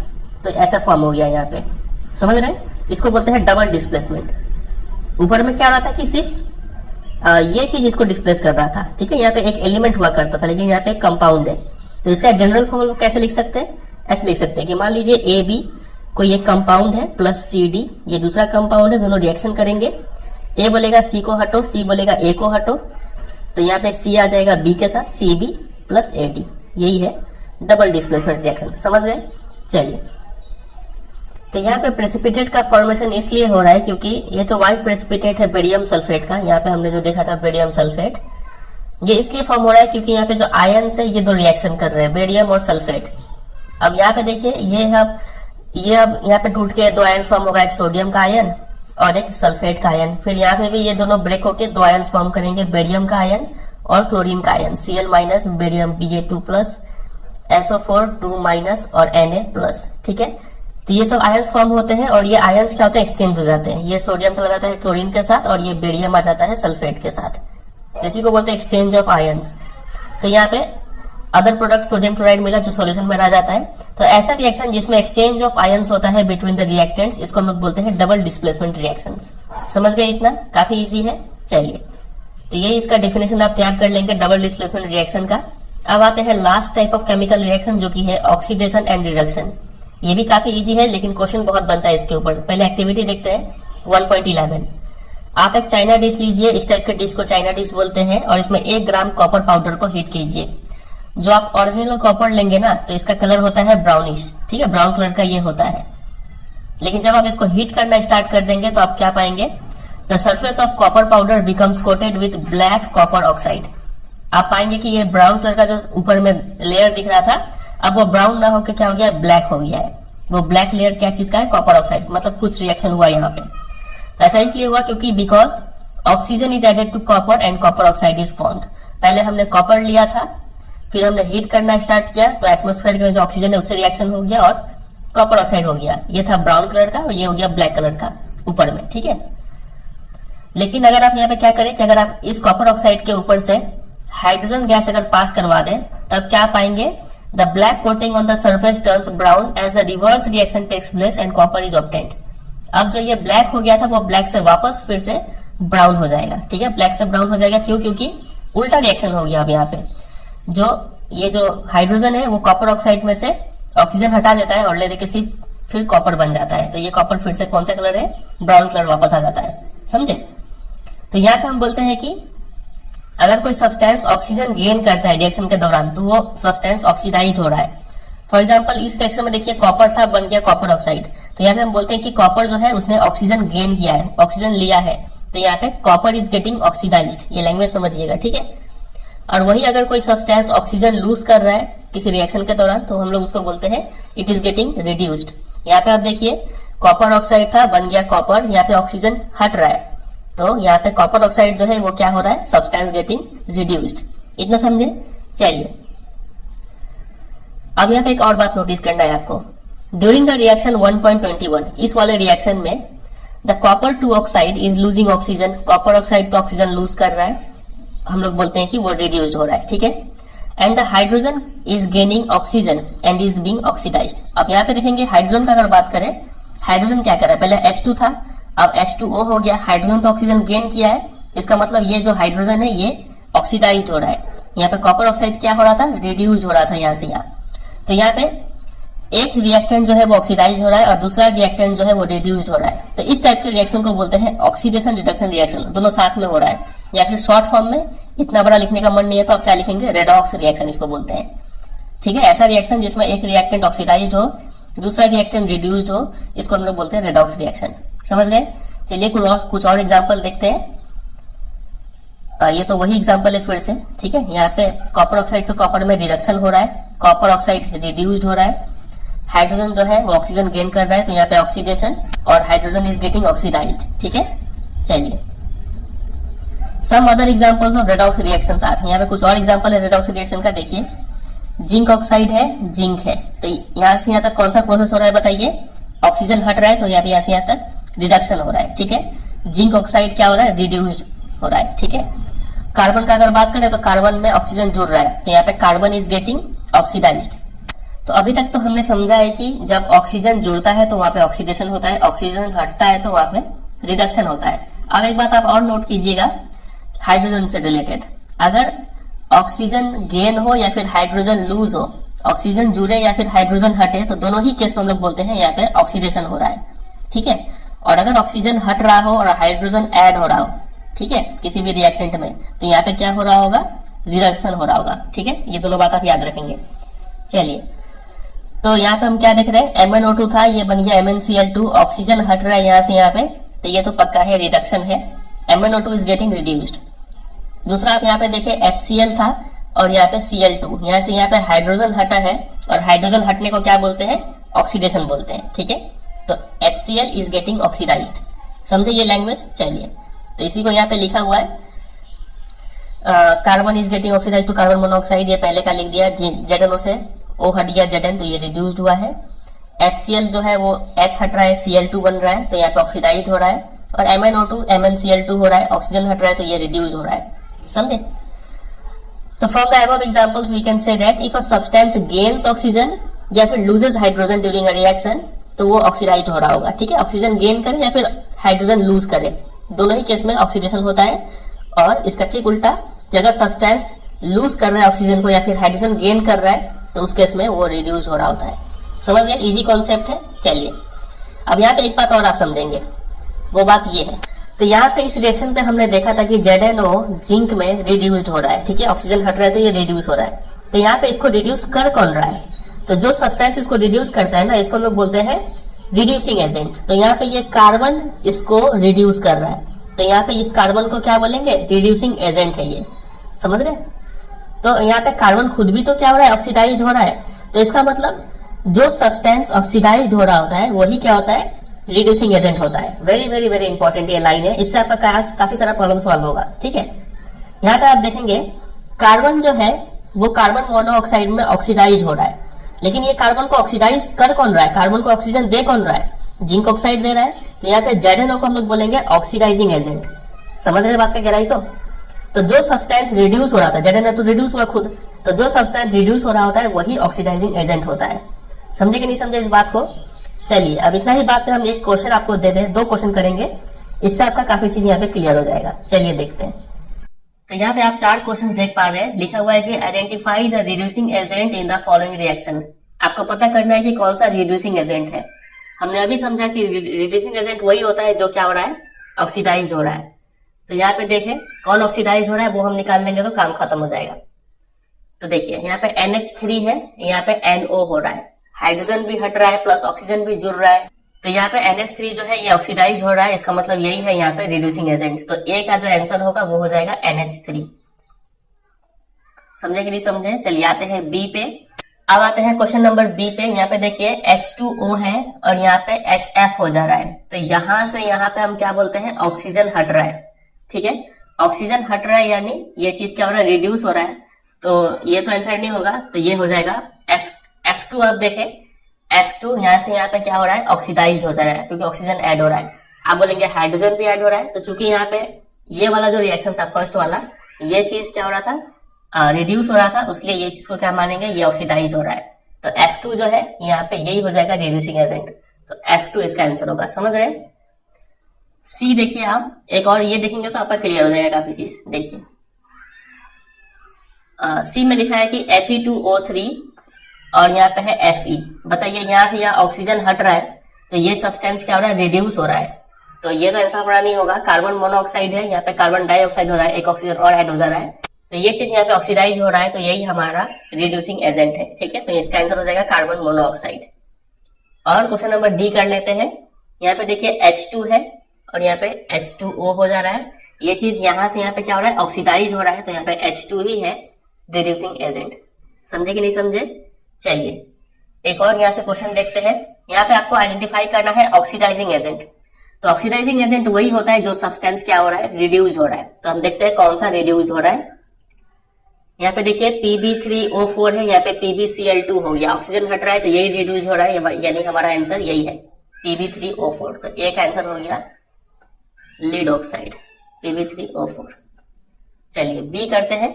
तो यहाँ पे हम देख रहे हैं कि ये Mg था और फाइनली MgO बन जा रहा है। इसको ऑक्सीडाइज कर कौन रहा है, ऑक्सीजन कर रहा है, ठीक है। तो यहाँ पे ऑक्सीजन हो जाएगा ऑक्सीडाइजिंग एजेंट। चलिए क्वेश्चन नंबर सी देखते हैं। Copper sulphate, zinc, copper. तो यहाँ पे देखिए कॉपर सल्फेट में ऑक्सीजन था, यहाँ पे ऑक्सीजन नहीं है, तो ये सब्सटेंस क्या हो रहा है, रिड्यूस हो रहा है, यानी यही है हमारा oxidising agent CuSO4। Question number D खुद से करने की कोशिश करें। क्वेश्चन नंबर डी, V2O5 यहाँ पे हो रहा है V, क्या हो रहा है, यही चीज रिड्यूस हो रहा है, तो यही हमारा ऑक्सीडाइजिंग एजेंट है V2O5।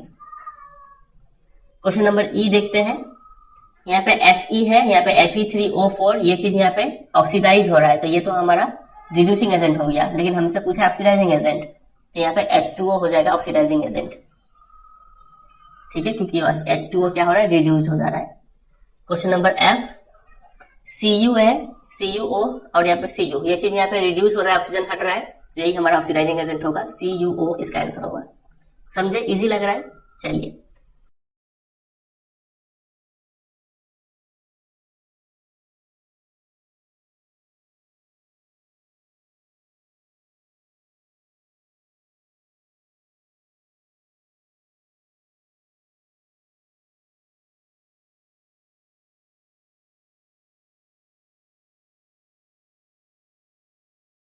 अब इसी के साथ हम आ जाते हैं इस चैप्टर के आखिरी टॉपिक पे, जो कि है effects of oxidation reaction in everyday life.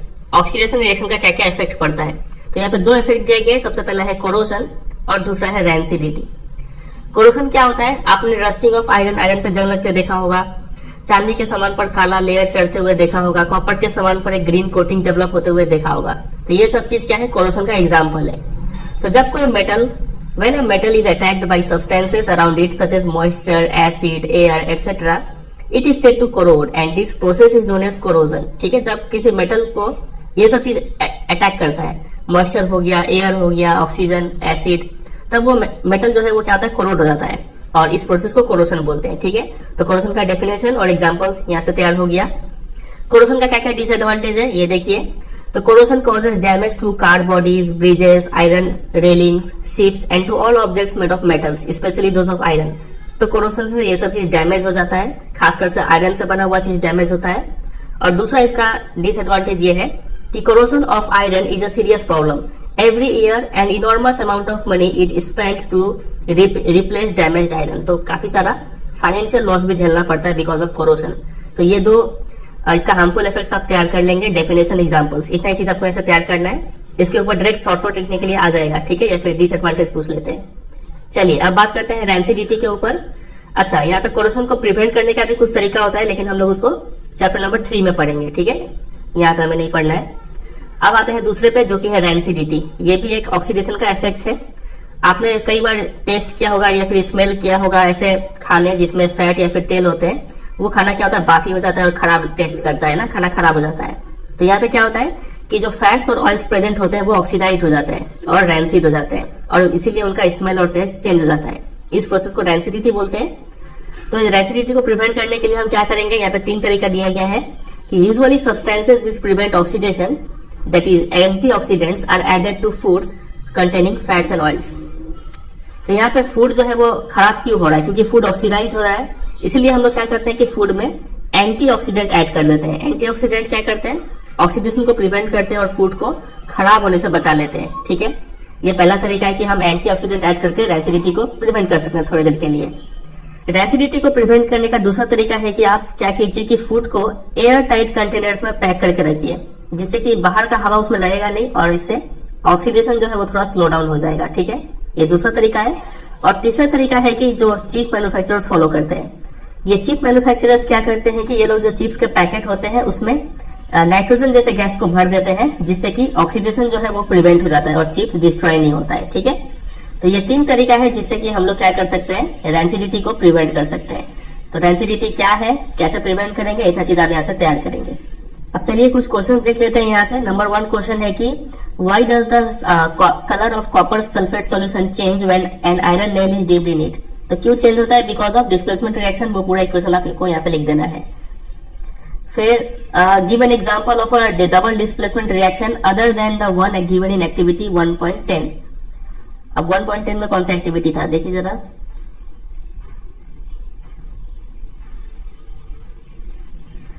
अच्छा, इसके अलावा कोई और displacement reaction, double displacement reaction का आपको एग्जांपल देना है तो आप दे सकते हैं। आप ये पिक्चर में देख लीजिए, आप ये लिख देंगे, ठीक है, डबल डिस्प्लेसमेंट का एग्जाम्पल। चलिए यहाँ पर पूछा गया है कि identify the substance that are oxidised and the substances that are reduced in the following reaction. बताइए कौन सा ऑक्सीडाइज हो रहा है, कौन सा रिड्यूस हो रहा है।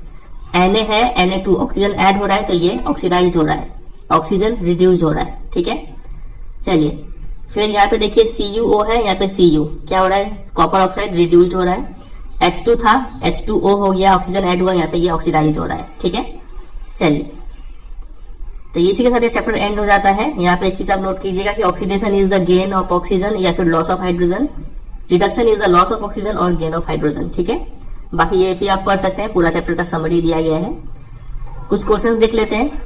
विच of the following statement about the reaction below are incorrect. कौन सा गलत स्टेटमेंट है, ये रिएक्शन है। तो लीड इज गेटिंग रिड्यूस्ड, तो लीड क्या रिड्यूस हो रहा है, यहाँ पे लीड ऑक्साइड है तो यहाँ पे लीड लिखा है सिर्फ, तो ये तो पहले ही गलत हो गया। ऑप्शन नंबर बी देखिए, carbon dioxide is getting oxidised, carbon dioxide product में है, यहाँ पे कार्बन लिखना चाहिए था, ये भी गलत हो गया, ठीक है। कार्बन इज गेटिंग ऑक्सीडाइज्ड, हाँ तो यहाँ पे देखिए कार्बन है, यहाँ पे कार्बन डाइऑक्साइड ऑक्सीजन ऐड हो रहा है तो ये राइट है।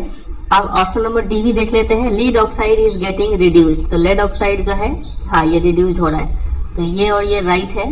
लेकिन हमसे पूछा था कि कौन सा गलत है, कौन सा इनकरेक्ट है, तो ए और बी इनकरेक्ट है, यानी ऑप्शन नंबर ए इसका राइट आंसर होगा। चलिए दूसरे क्वेश्चन को देखते हैं।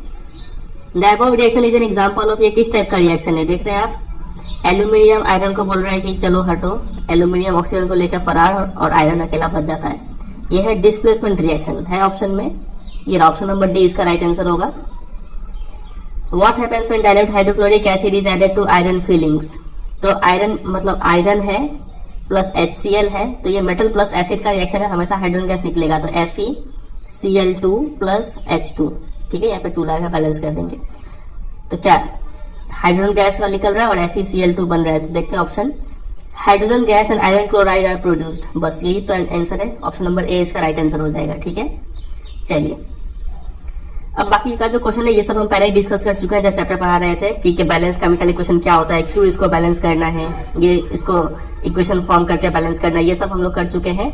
आगे यहाँ से हमने क्वेश्चन नंबर 8 नहीं किया, ठीक है, तो ये आपके लिए होमवर्क है, आपको ये बैलेंस भी करना है, साथ साथ टाइप ऑफ केमिकल रिएक्शन भी बताना है। पास्ट हमने टाइप पढ़ा था, उसमें से किस टाइप का ये रिएक्शन है बताना है, तो ये आप खुद से ट्राई कीजिएगा, और कोई डाउट आते तो आप मुझे कमेंट सेक्शन में करके पूछ लीजिएगा, ठीक है, हम आपको वहां पे हेल्प कर देंगे।